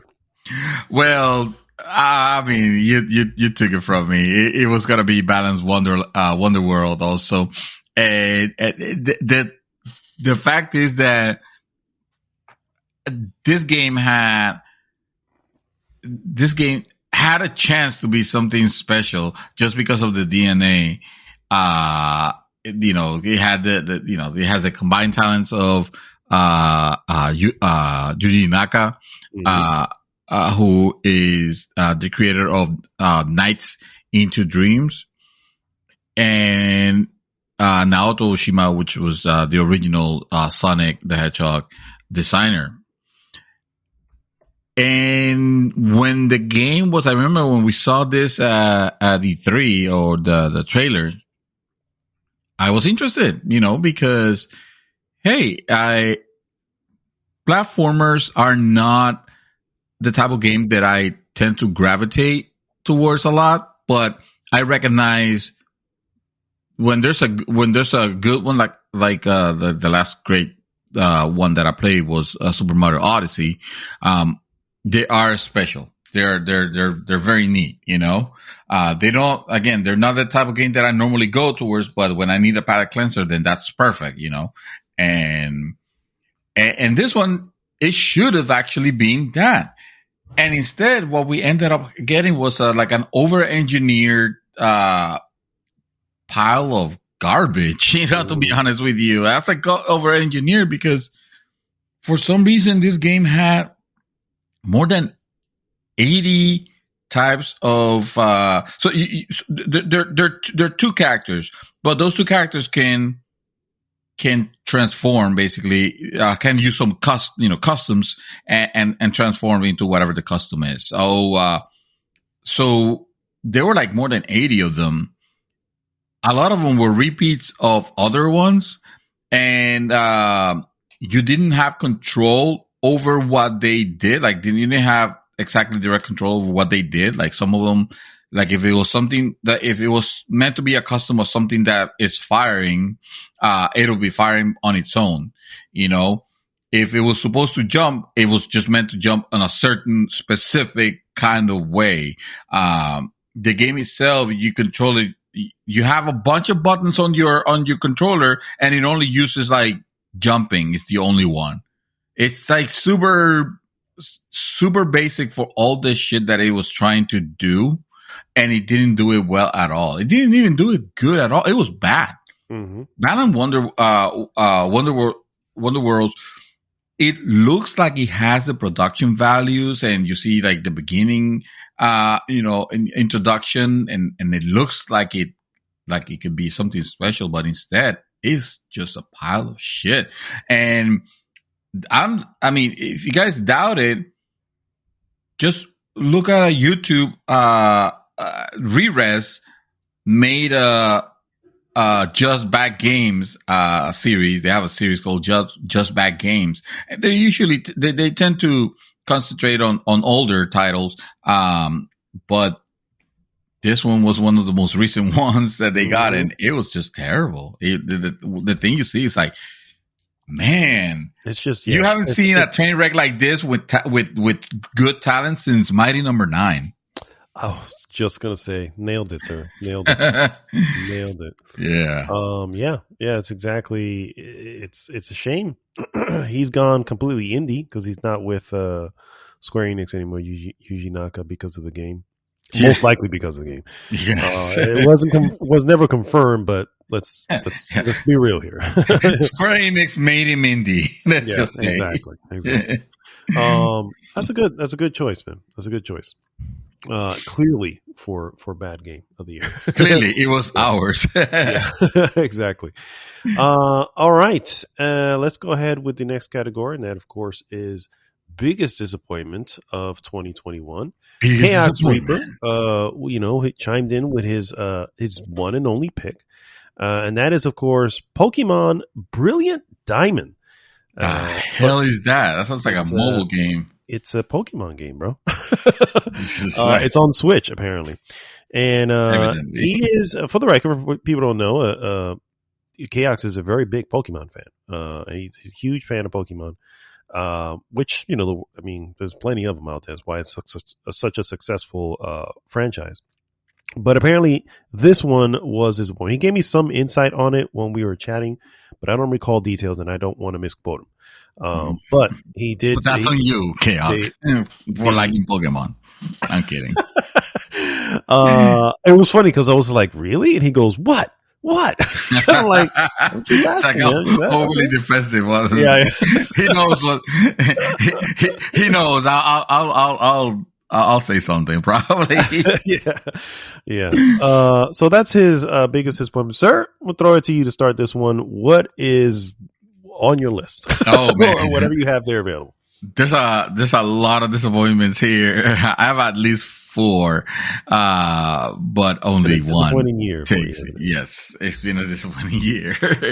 So let's start with the most recent one, which was Halo Infinite. And not because the game was bad, but because the reasons I mentioned at the beginning of the show, at least the campaign, when it comes to the campaign, I mean.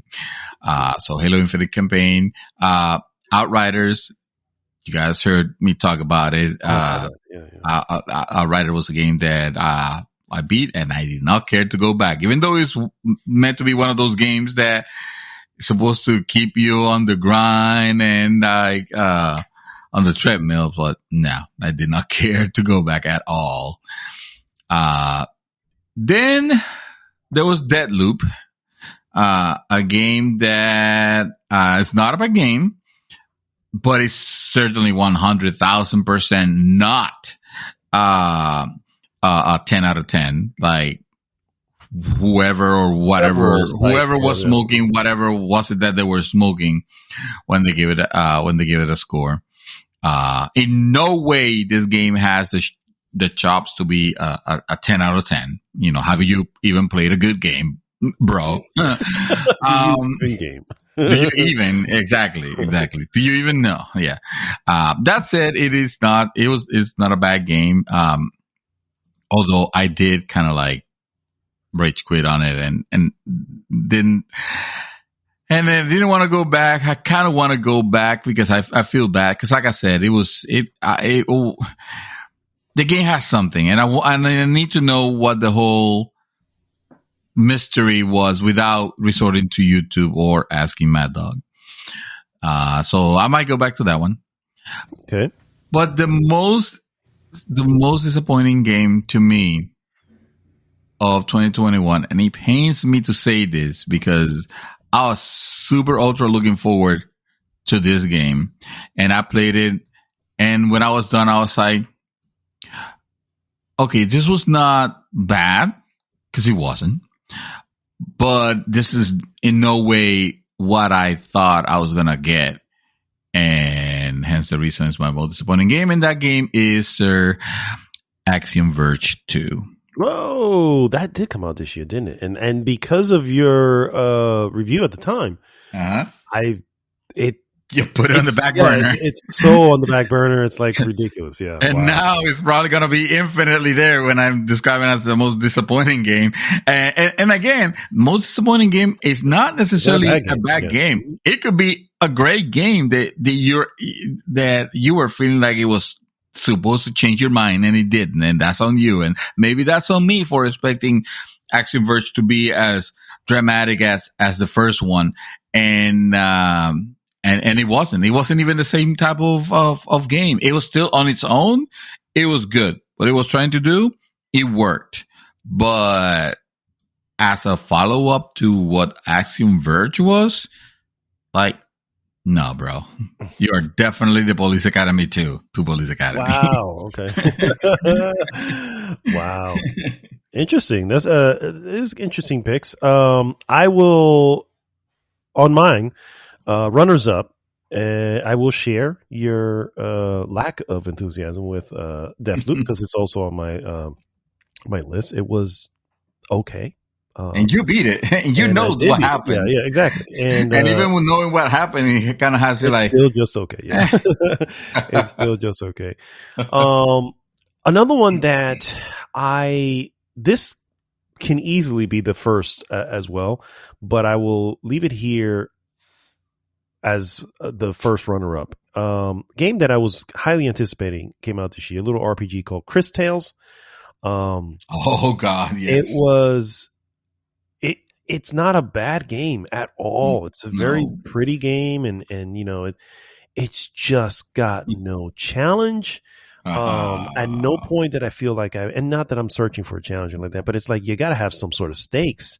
It was just I felt like I was lather, rinse, and repeating. You know what I mean? And so that was definitely a disappointment. It still received a lot of a good praise when it came out. So again, it's not a bad game. It's just for me personally, I was like, oh, this is not the and there was no difficulty level either. So it's not like I can up it. You know what I mean? So right. That kind of left me a little bit disappointed, especially since I was waiting for it so long and it got delayed several times. But the one that takes my list, my friend, Mr. David Santos. Holy shit. Is unfortunately a title released this year. It is a remastered Alan Wake. Oh, you are so many levels of wrong on that sure. You should quit. I was very happy to know that it was coming out, that it was being made. I was like, finally, first of all, it takes place in the Control universe.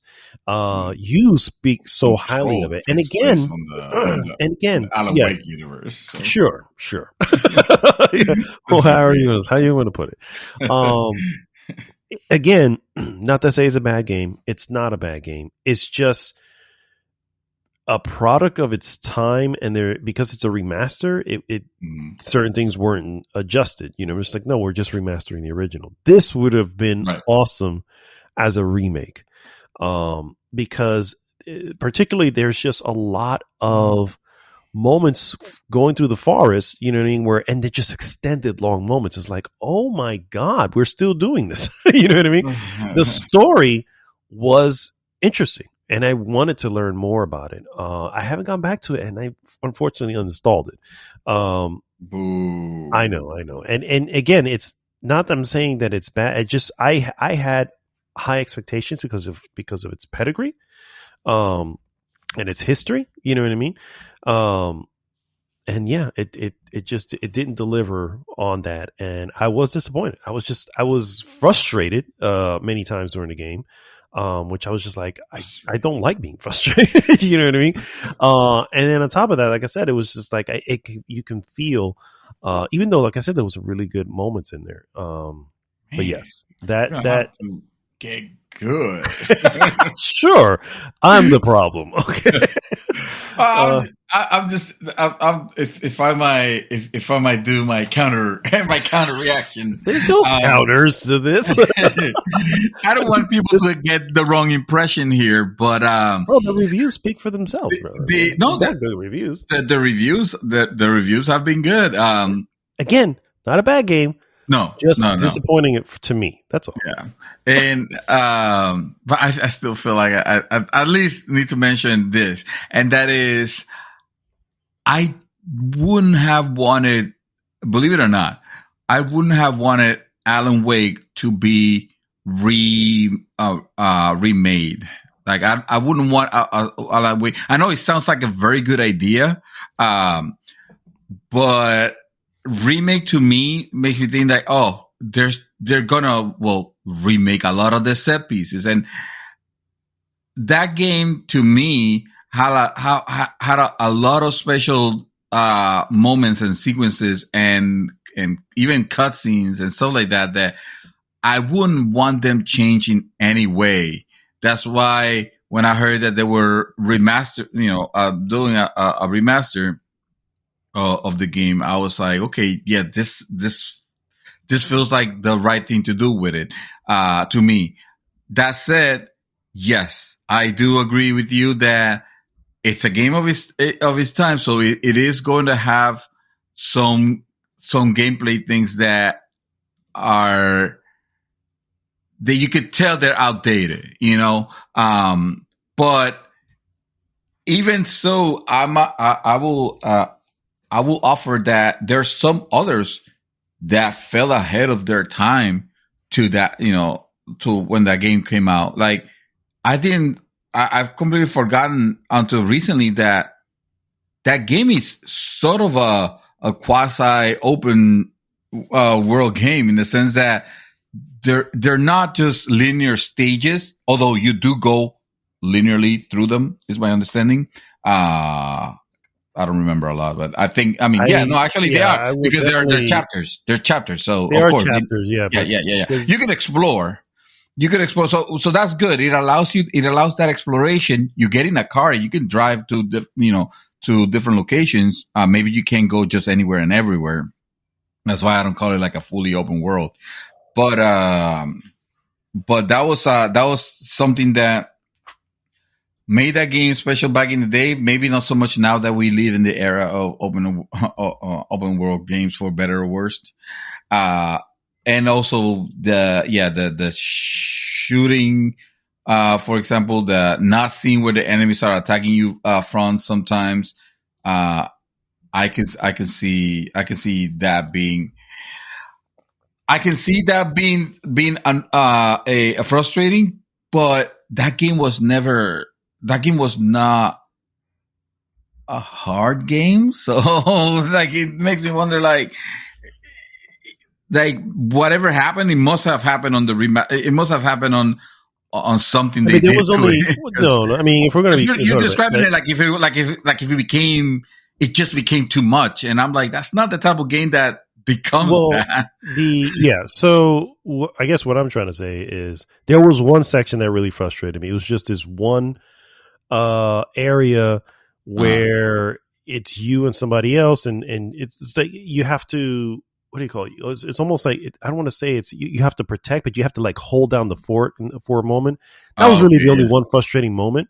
What I mean to say is the exploration through this forest, which I have to respectfully disagree. It's not very open. I mean, it's made to look like it's open, but it's really not. It is a very linear path, even though the path is wide. It does have other elements, obviously you get a car, you get drive around and stuff like that. So there's a bunch of elements in there as well. But it was just those moments in between the story where they felt ridiculously elongated.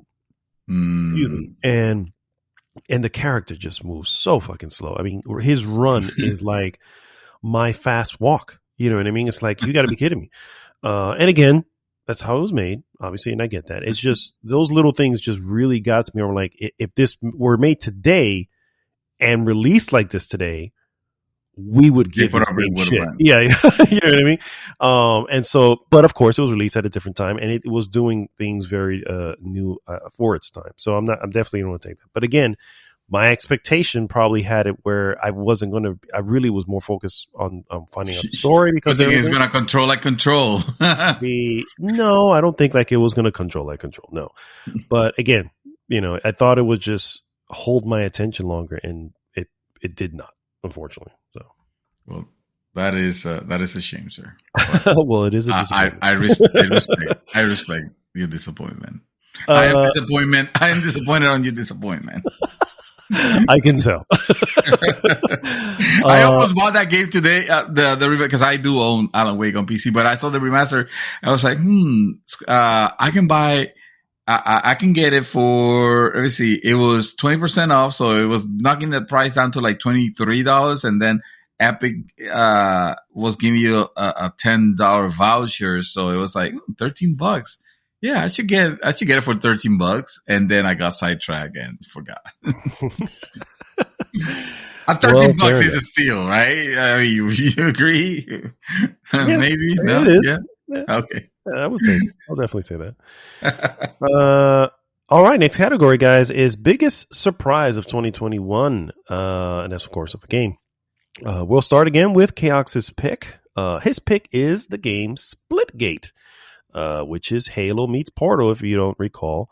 He did mention that. Yep. Yeah, free game, and it's available now on pretty much everything. And that's his biggest surprise because of, and I'm kind of surprised too. I can't lie. When saw the popularity behind it, and everybody's playing. He's playing, his wife's playing, Zibby's playing. It's like a bunch of people. I was like, oh man, okay. Which is the reason why I downloaded it, even though I have not played it. Anyway, that's his pick. I'll start this one with my picks. The runner-ups here. I'm going to start with the runner-ups, of course. Is RE Village, Resident Evil Village. I was pleasantly surprised at how much fun I had with that game, particularly when I recall a lot of folks in the media and reviews and stuff like that, where they were lukewarmish. You know what I mean? I was like, okay, I was like, oh, so maybe because of lower expectations, but I went in it and I had so much fun, dude. Highly recommend anybody who hasn't or is on the fence about it. I know some folks have problems with Ethan as a character, and frankly, this is Resident Evil, guys. Let's be real. The characters here are all kind of silly. No characters in Resident Evil care. It don't matter. But if you're giving significance to any characters on Resident Evil, that's like me giving significance to the character of Master Chief on Halo. Yes, he is an iconic character, like I've mentioned, but like, who cares about the Master Chief? Exactly. Exactly. So that's a runner-up. It's not my biggest surprise. This one I'm throwing in only. I'm not sure when it came out. So that's really why I'm not making it the number one.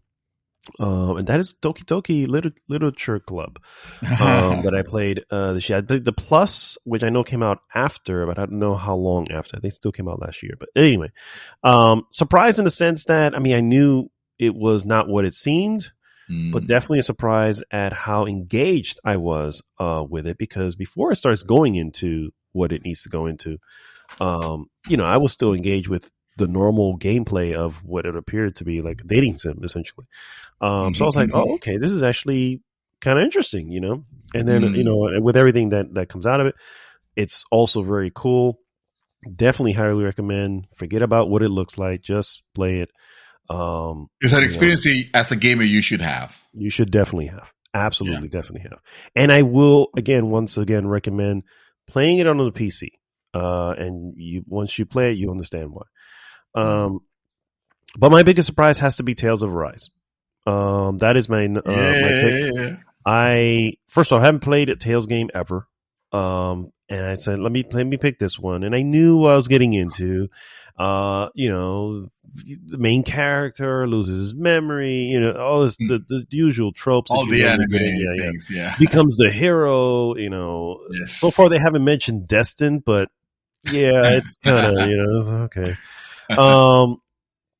Anyway, I'm enjoying it a lot. And I think that's the biggest surprise of it, because I'm actually enjoying, because it's not turn-based. Obviously it's sort of an arena fighter when you get into those type of things, but it's very cool the way the combat is. I'm just having so much fun with it. Really, really having a lot of fun with it.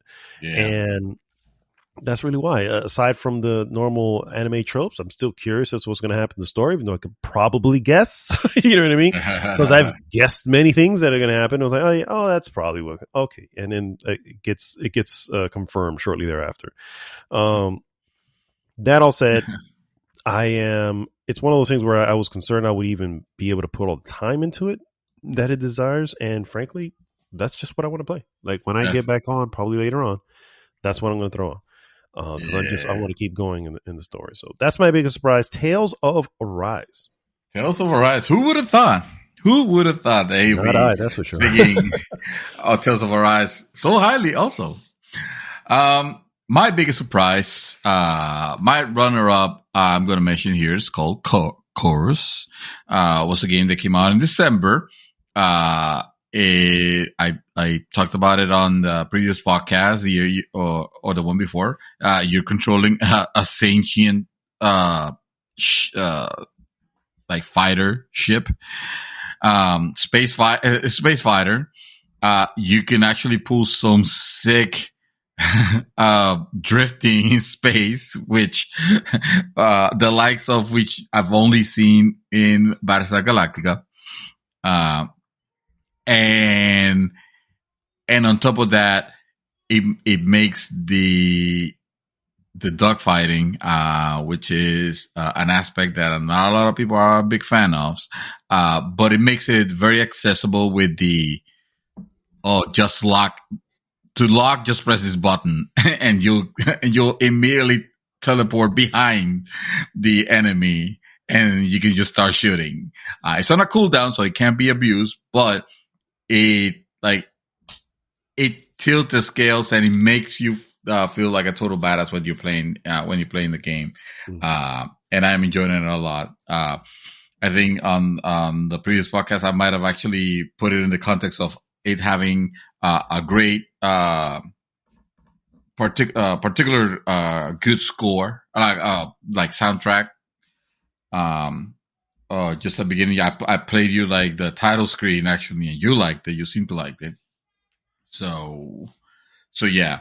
But my biggest surprise, without a doubt, 100% this year was Marvel's Guardians of the Galaxy. Ooh. And the reason why I came that as a surprise was because I had no expectations of this game. Actually, scratch that. I was expecting this game to fail, to be bad.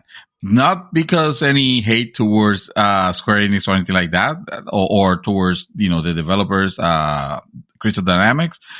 No, not at all. It was honestly because Square Enix has done so poorly already with the Avengers that I wasn't expecting this to be anything different until I start hearing the good bits and pieces. Like, oh, it's actually going to be a single player campaign exclusively. It's not going to have like microtransactions. It's not going to go into games as service or anything like that. It's going to be its own story. Then you see a little bit of gameplay, and the gameplay looks good. Although I didn't like the version, the Star-Lord version that they decided to go with. At first, and the combat seemed very like interrupty. Like what I mean by that is like, instead of being like fluid, it seems like you constantly had to pause and make selections, and it made me think of the Mass Effect combat. It said that in Mass Effect, I didn't mind it that much because in Mass Effect, that's an RPG. But this one, I'm thinking of more of an action, a third-person action game, and seeing all those like selections, stopping your character to make a selection to then perform whatever skill. I was a little worried. And then I saw the reviews. The reviews started coming out, and the reviews were just coming out stellar. And I was like, okay, I guess I need to buy this game then, because so much good thing. I need to know what this is about, and I'm not like the biggest like comic book, guy or I mean, I like the Marvels, but I'm thinking Marvel movies more than anything. Like it was certainly not out of fanboyism that I wanted this game that I wanted to like this game, but the game didn't have to try that hard. The game has some minor quibbles, some technical things. I understand that they have mostly been addressed by now. But the game didn't have to try too hard. Honestly, it won me over. It was great from the get-go. What a fantastic ride. Yeah. And that's what makes it my surprise of this year. Yeah. That's cool, because I understand the anticipation considering the Marvel's Avenger issue. Yeah.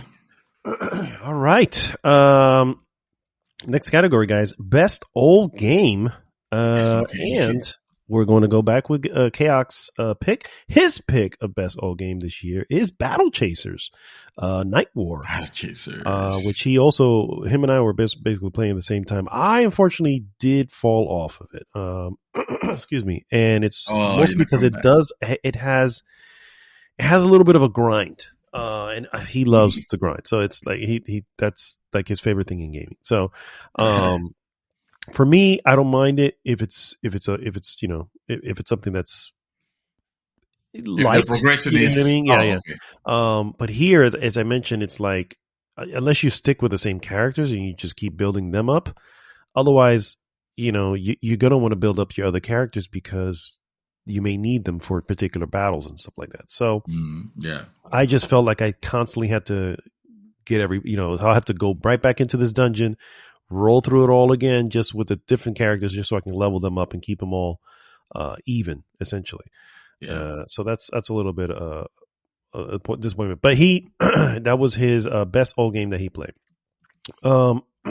Excuse me, my gosh, best old I'm game. gonna have to ask you to use that mute button, sir. I'm sorry. No, best old game of 2021, sir. I believe this is your turn to start. So sure. All right. So best old game should come out as no surprise. This is the year that I really decided to delve into this series and take it like seriously. Like, no, I've always started them and not done enough of it. I need to play this through and have the experience. And boy, was it my favorite experience of this year. I got runner-ups, but honestly, the order should not matter. They're both winners. I'm gonna runner-up Dark Souls 3. And the reason for that is because I need to give it to the granddaddy Dark Souls Remastered. Playing Dark Souls Remastered for the first time in a functional manner, and also having the opportunity of experiencing it on PC, widescreen or proper widescreen, I should say. And just going through those challenges, like, it made me realize the things that I love about gaming in general. Like, this is the reason why I love video games. Not to prove anybody that, I'm a hardcore gamer because all my games need to be hard. No, fuck that. That's not the point.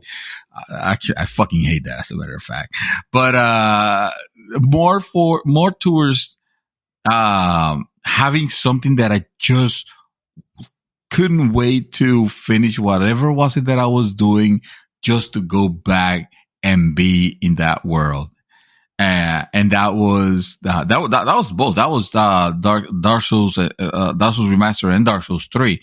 I played Dark Souls 2. Unfortunately, it didn't grab me, but it just feels different enough as to not give me the warm fuzzies that I was having. I don't know if I may at some point, go back and try it, but I mean, it seems unlikely, being that we're getting closer and closer to the release date of Elden Rings. Yeah. Although I still have my lingering questions and concerns about Elden Rings. I'm not gonna lie. I do too. The good thing is that it's been previewed. And for a lot of hours. So that has sort of quelled my concerns a little bit. Okay. Because they just they had like a beta or something or something that they released recently, and I mean, it was a long chunk of the game. Yeah. I was like, oh, okay, all right. So it's just the multiplayer. It's just the open worldness. I'm not sure I care about for that. And if anything, Halo Infinite have reinforced the fact that I don't care for forcing some type of games into that. You want to create a new game and base it on that, or I God knows I've been playing a lot of Assassin's Creed Valhalla, and I got no problem with that. It seems that's straight up Ubisoft. Mm-hmm. Go ahead and do that. That's fine. But you force Infinite into being an open world, and it just robs it from so much. And I'm concerned with Elden Rings, now that having played, Halo Infinite kind of reinforces, the fact open world is not what fixes and what makes games better. If anything, it could actually definitely do the opposite. Yeah. So without a doubt, Dark Souls Remaster it's my choice here. Oh, best old game. Nice. My excuse me. I'm going to throw some runner up here. My answers pretty much mirror what Santos is. Dark Souls remastered and Dark Souls 3 are both. I not even separating them. I love the original Dark Souls. I think obviously it is the quintessential Dark Soul, Souls type of game. Groundbreaking in what it did, and obviously probably a game of the generation. I've so good to play a fixed version of it, don't you think? Yeah, on top of that, yes. I loved Dark Souls 3 as well, and that one I did everything. Both DLCs, and loved every effing moment in that game, which is why I give that one a little bit of an edge, only because it's like it's the same thing that we always have, where the first one is the pioneer, but when they do the second one, although the Dark Souls 2 was not done by the same creator, that's why I say his next one, which was the Dark Souls 3, and yes, I'm leaving out Demon Souls. I'm sorry. That's just the order I'm talking about it. So, and so that's the reason why I give it an edge. I just really, really loved Dark Souls 3. It was just excellent. Some runners up, though, I do want to mention. First off, is Spider-Man Miles Morales. Definitely played that this year, was excellent. And Disco Elysium. I played that this year as well, and that was another very excellent game. Just a type of RPG I'm really not into. Not into, but I'm just not familiar with. And I think that alone is what made it so awesome. And then the story's cool and everything that transpires after. But yeah. So weird to hear you talk about those type of games that are like, this is not the type of Martin-esque game that he will like. And yet you play them and you fucking have a great time with it. Like, who would have thought Disco Elysium? I mean, I knew Disco Elysium was special. I just didn't know if you were gonna try it at some point because of the heritage, the fact, being a PC game and all. Yeah, it's definitely a CRPG. I think is what they've been mentioning. Yeah. All right, next category, guys. Best character. And yes, Chaos does have a pick here, and that would be Anton Castillo of the Far Cry 6 game. Villain of the Far Cry 6 game. According to him, he steals every scene that he's in. So that's probably what it is. He's not in that many, so that's what I heard too. And so that is his pick for best character. I only have one, no runners up here, and I'm just gonna throw it out there. Drax from Guardians of the Galaxy. I freaking love this guy. I spend so much time laughing in this game for all, because of all the characters, not just him, but he just took I wanted him in every video game. I don't know how that's going to happen, how that works, but I need more Drax, this version of Drax. So my best character 2021 has to be Drax from Guardians of the Galaxy. This is how you write a good character. I can definitely see that being best character. For me, I do have some runner-ups that I want to give a shout out. Definitely want to give a shout out to Celine from Returnal. I think she is.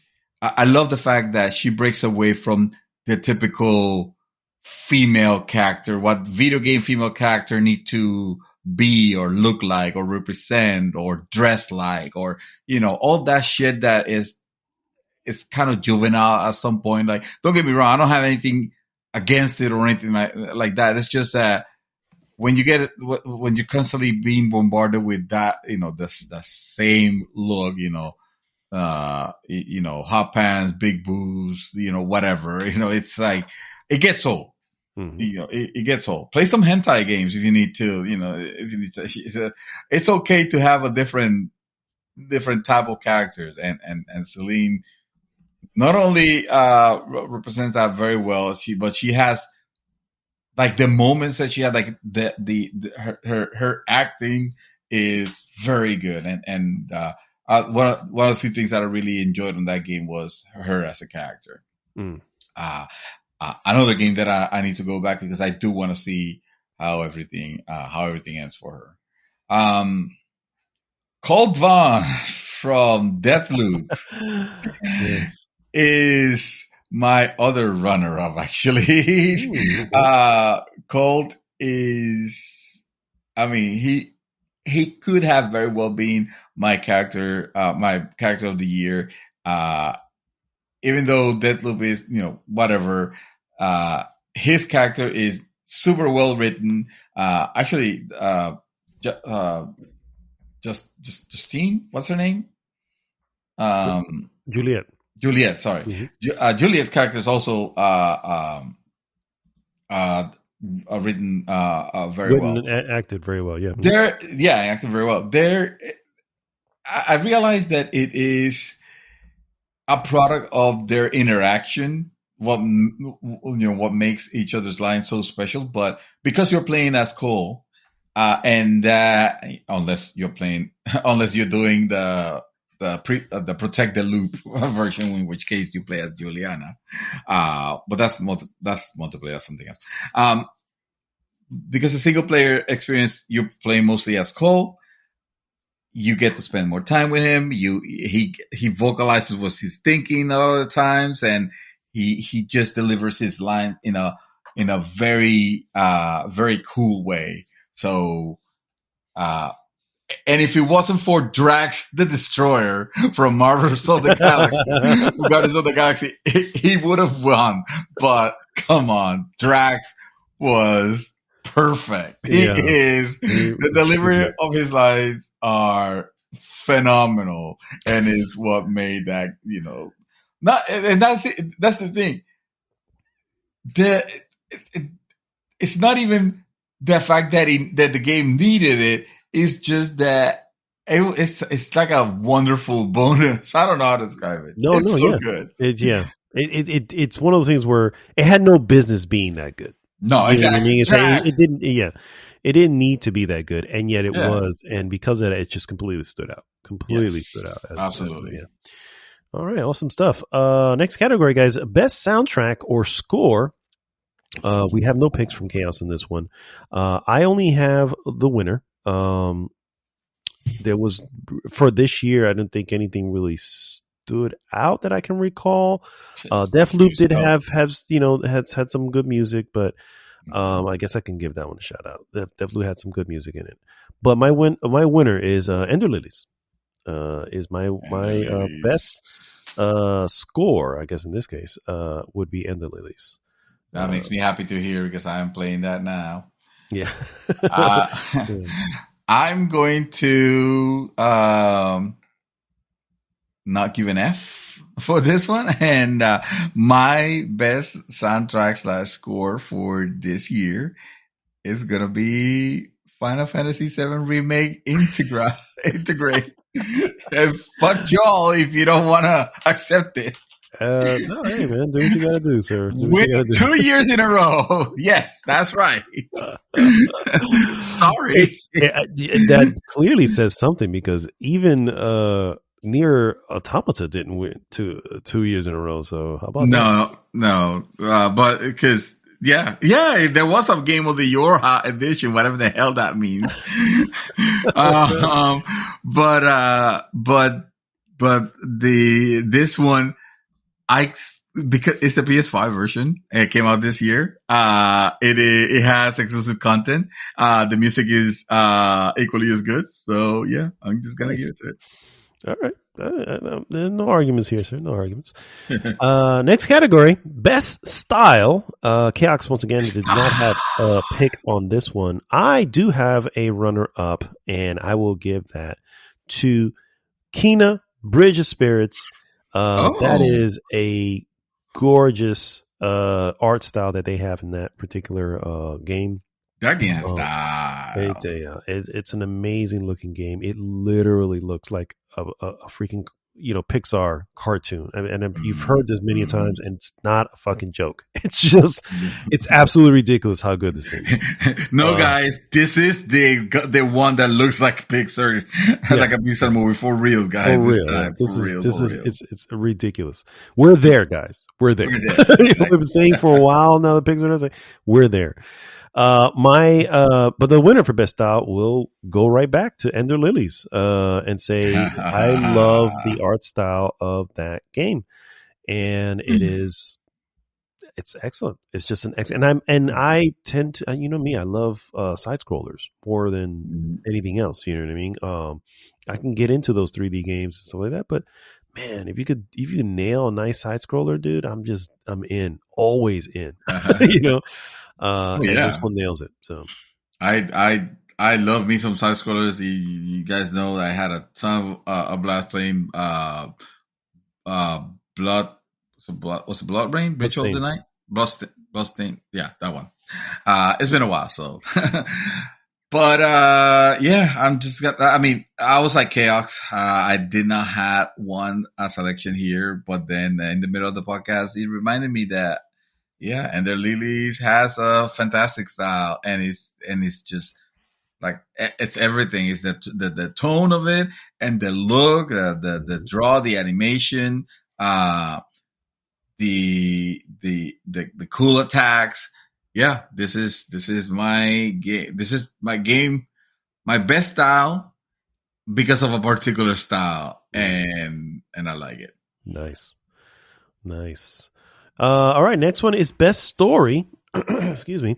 And I have a runner-up, so I guess. Well, actually, no. You start this one. I'm sorry.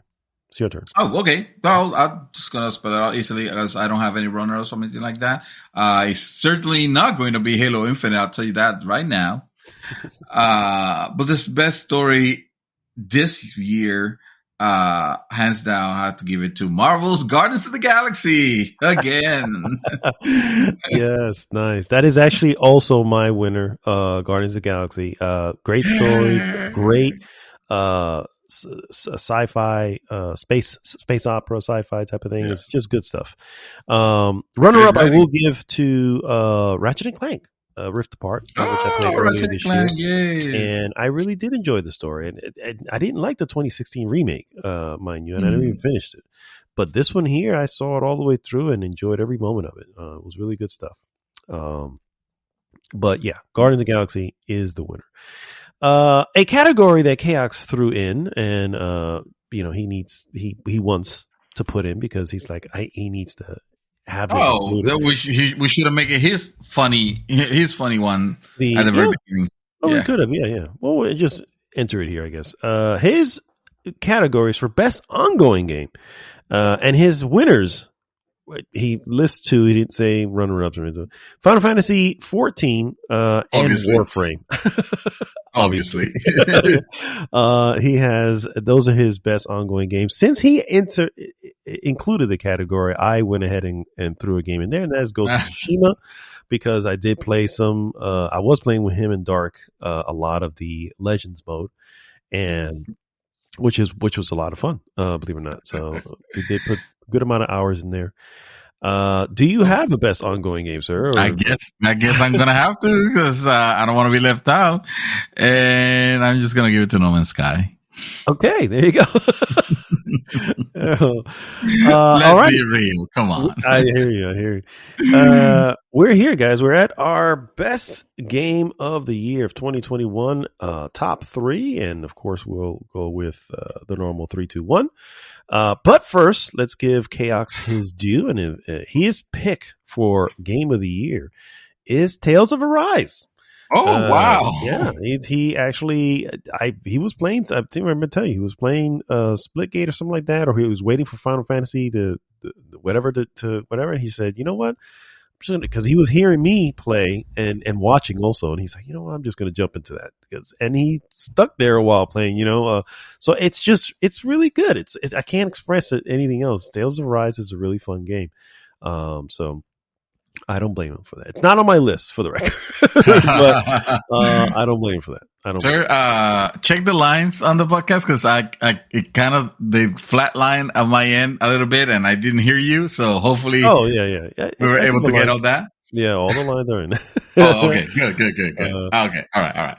So, congratulations. Starting with number 3. Whatever it was. Oh, okay, you haven't started. All right. Yeah. Yeah, starting with number 3.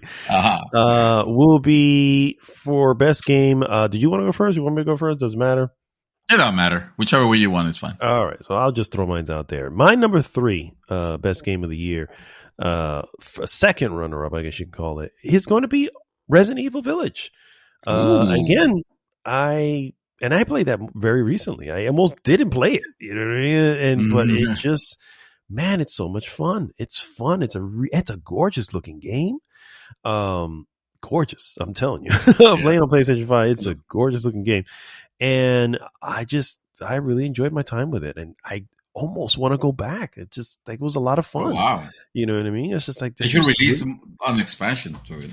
Well, I'm hoping they do, because I know they normally do. There's some sort of updates or something like that, but we'll see. We'll see what they do. So yeah, my number 3 is Resident Evil Village. All right. Well, I'll give that number 3 then. My number 3 this year, the game of the year, I have to give it to Forza Horizon 5. If anything, because I do like me some Forza Horizon games, and this one is more the same, but that same is good. So yeah. There weren't that many games that I could put in here. Certainly not Balan Wonderworld or Outriders. I don't blame you. My number 2, excuse me, is Marvel's Guardians of the Galaxy. What we were just talking about. My absolute one of the best games I played in a long time, man. That's just another one where I'm like, you know what? I wouldn't mind going back and play that game. You know what I mean? 'Cause it was just a lot of fun. Love the characters. Love the the story that it was trying to tell. I think it may be better than some of the films, you know what I mean? It's just like, this was really, really good.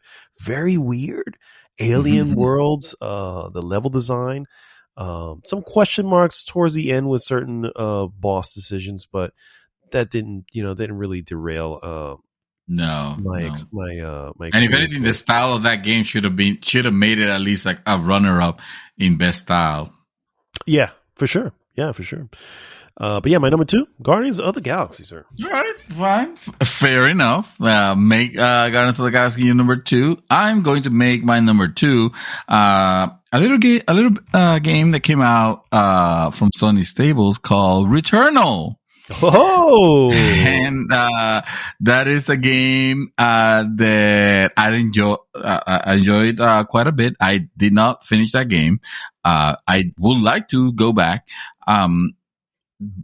There was aspects of it that was frustrating me, but as you mentioned, when it starts getting frustrating, the game kind of like throws you in a little bit of a towel there to at least change things up. It doesn't make it any easier from the sounds of it, but it doesn't make the trek as long, let's just say, without spoiling anything. So yeah, my number 2 is Returnal.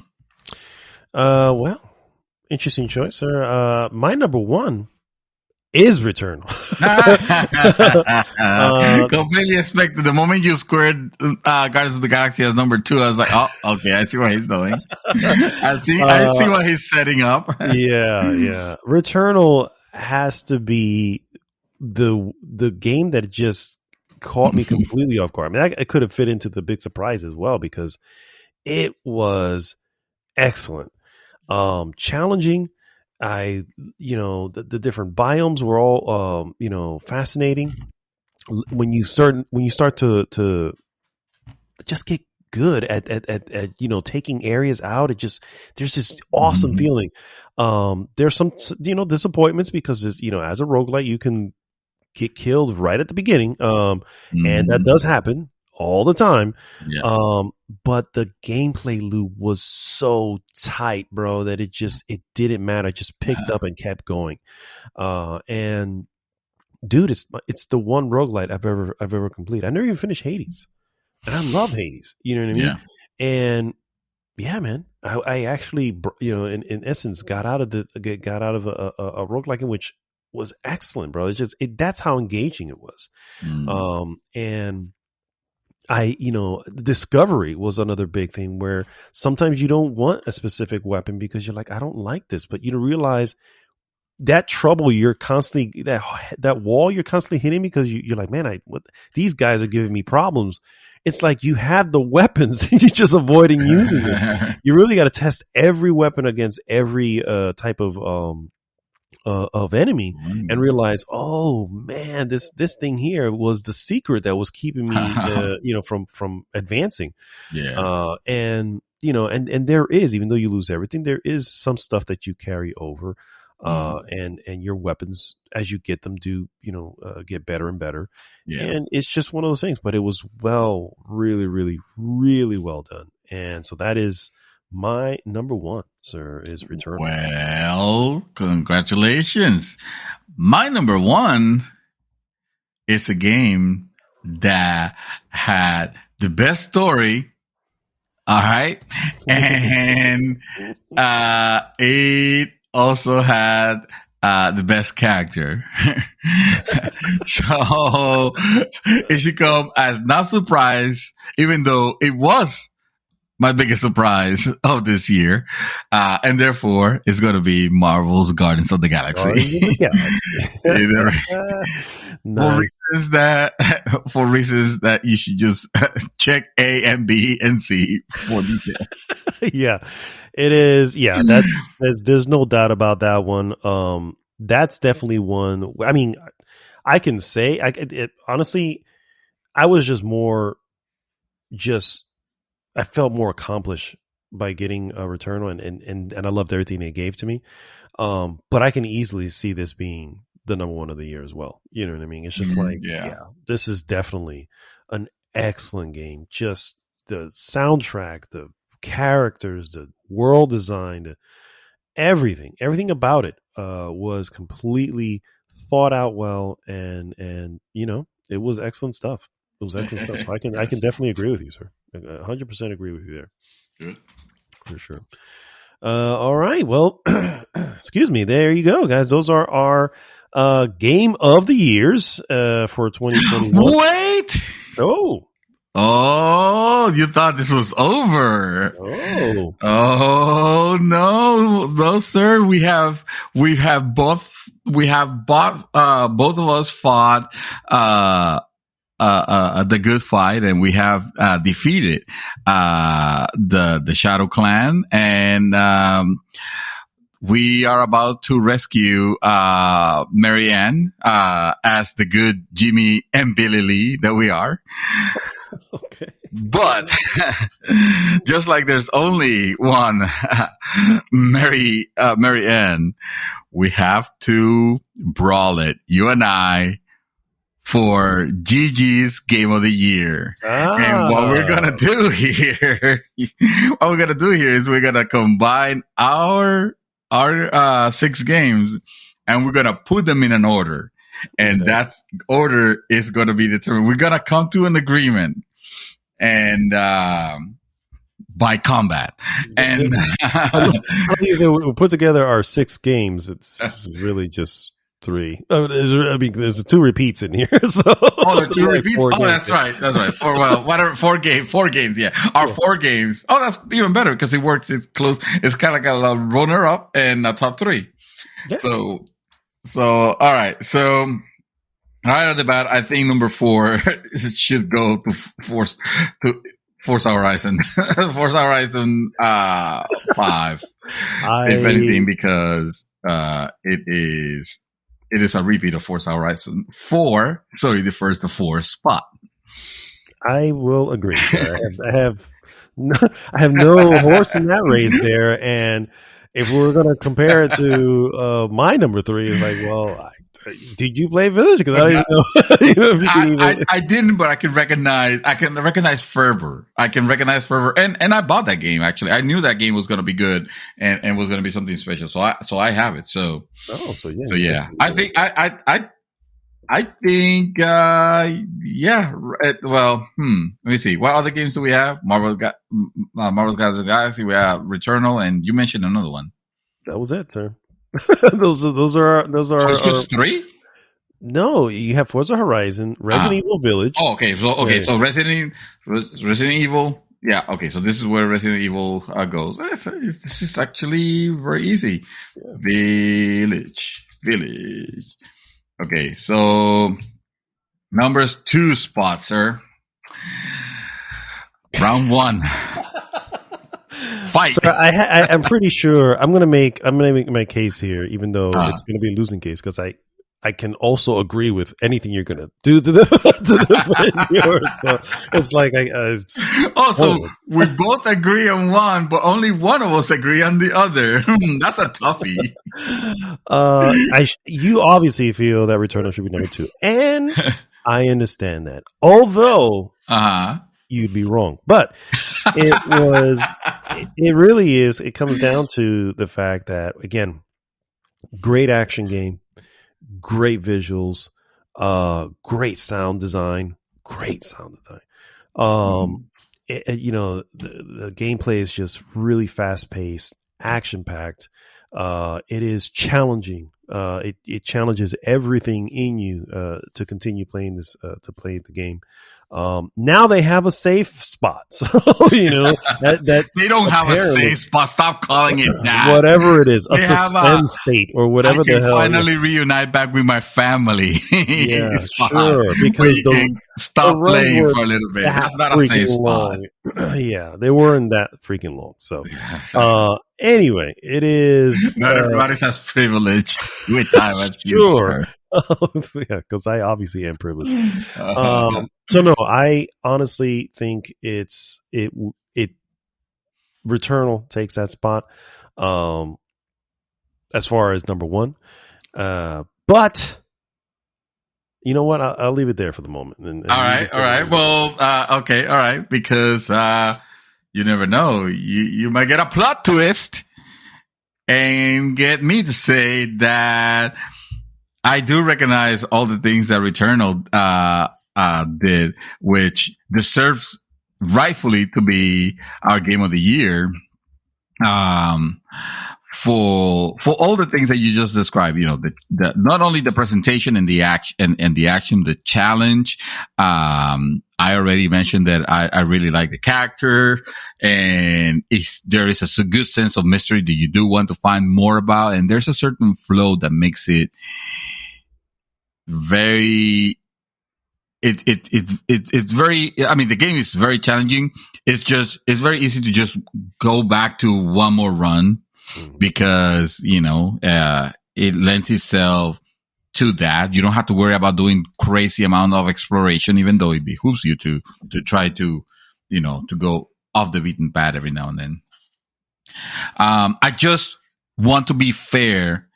And this is not even going to be pushing for Marvel's Guardians of the Galaxy. It's just more of and also not me trying to use reverse psychology. I'm honestly not trying to do that. I'm just wanting to make sure that you're taking everything into account when you consider that what Guardians of the Galaxy ended up delivering, in his story, in his the sound, the music, not just the scored music, but also the selection of tracks, of licensed tracks, the story, the characters, the fact that we love a character that I didn't really care for on the movies themselves, and I wouldn't not know how to respond to the comic version because I never read the comics, but enjoyed Drax quite a bit. The fact that how the game ran and all that, just want to make sure that you're taking all of that into consideration, and if you feel in your heart that even with all that, it just second best to Returnal, sir, that will not get a dispute from me. Okay, well let's look at it this way. Mm. When it comes to character, right? Just character in general, Marvel is obviously going to take that. So we'll give a point to Marvel there. Let's do a tally, I guess. Okay. All right, we'll do a point there for character. For music, we'll give also a point to Marvel's Guardians of the Galaxy. Music obviously was much more engaging. Music was more minimal in Returnal, obviously as it needed. On purposeful. So yeah, I wouldn't want a score running on it. So maybe that's not that much. Maybe that's not a 0.1. It's just something to consider, but maybe not necessarily. It's just an additional highlight. Okay, yeah. Sound design, I would give to Returnal. And also, kind of say Marvel's Guardians of the Galaxy had some sound design issues when it was. I assume that it did address. 100%, I agree. Yes, but you and I both had moments where I feel like I missed a part of the conversation. Yes, I had a great moment. Yeah, exactly. I had a great moment where we would huddle up and I didn't hear anybody talking. This is like, that's great. Like, okay, we're doing sign language, I guess. Yeah. I was like, I'm just going to use the words on the screen. Is all I can do. Anyway. Did the lips were moving at least, or you can tell were they just staring at you? They were moving, but they weren't saying anything. Oh, okay. It's the heat of the battle, Exactly. Yeah. As far as game design, I think both of them would get points for that, or we can just call it a tie because game design for Guardians of the Galaxy was amazing. The world levels design and stuff like that, and the character design. With Returnal, also the world was very alien-like. Yes. The bosses were very, also very alien-like and very different in their own ways. The biomes were proper biomes because every area was very different, and there was interesting and fun ways of exploring. Correct. Each one. And so I would give points to each for that. When it comes to gameplay, I have to give that to Returnal, and not that Marvel's Galaxy it does not have good gameplay. Actually, it has a lot of fun gameplay, but man, there was just something that kind of just almost put you in a trance, as or at least me, when I was playing Returnal, and then for story, I got to give it back to Marvel Guardians of the Galaxy. Not that Returnal doesn't have a story, but Returnal's bread and butter is the gameplay and combat. The story's there; it's just a little bit more minimal, and much more, how do I say it? Much more condensed, obtuse, if you will. Yeah. Kind of like abstract a little bit. Yeah, a little abstract. Yeah. And so there we go. As far as that would put just points. If just going by those points, and if you have any more you want to throw in, just going with those points, it goes to Guardians of the Galaxy. Well, I do have one last thing to say. Mm-hmm. I hope you and Marianne Double Dragon are happily ever after. Okay. I am defeated. Returnal should be our game of the year. Are you sure? Literally, the tally goes to Marvel's of the Guardians of the Galaxy. It's more than the sum of the tally parts. Okay. To be honest with you, fair enough. Gameplay, and guess what? Gameplay is king. Gameplay is definitely king for sure. Yes. For sure. All right, so then there we go. We go Marvel's Guardians of the Galaxy will be number 2. Returnal will be number 1, and that's our game of the year, bro. That's our game of the year. Our official GG list. Our official GG list. Congratulations, Returnal. Who would have thought? Because it seemed at one point that no other game of the year even considered it, which was a shame because it's like you said, it's the game suffering from what's it called? Recent Recency syndrome, yeah. Recency bias. Recency bias. Exactly. So yeah. And I feel very comfortable with that because I recognize that game, it really gave the feeling of, oh shit, you're playing a next gen title. Mm-hmm. And it felt like a next gen title literally when you were playing it with the proper controller. Yes. Exactly. Yes, that was another thing. Yeah. They really use the controller well on that one. Yeah. All right, cool stuff. Well, guys, thanks so much for tuning in to our Game of the Year winners and snubs. It felt like anybody got snubbed. As always, please go to goodgame.rocks, join the conversation there. And of course, please like, subscribe, share the podcast with everyone. This is Mad Dog signing off this week saying, wear your masks, guys. Wear your masks. Turns out. Yeah. Wear your we're going round 3, seems. Yeah, unfortunately. Mr. Santos, take us home. I just want to remind anyone that is listening, this is not a sponsor section here, but if you like sci-fi, you should be watching The Expanse, now available on Amazon Prime. If you like good sci-fi that takes into consideration the details, like, hey, it turns out that gravity matters, and people that are used to one type of gravity from another planet are not gonna feel very well on another planet. Turns out, Turns out, how about that? Little details like that. It's very, very good sci-fi. Mad Dog, let me know when you start. I will. I'll let you know when I'm finished with you also. There you go. All right, guys. So we'll see you next week. GG!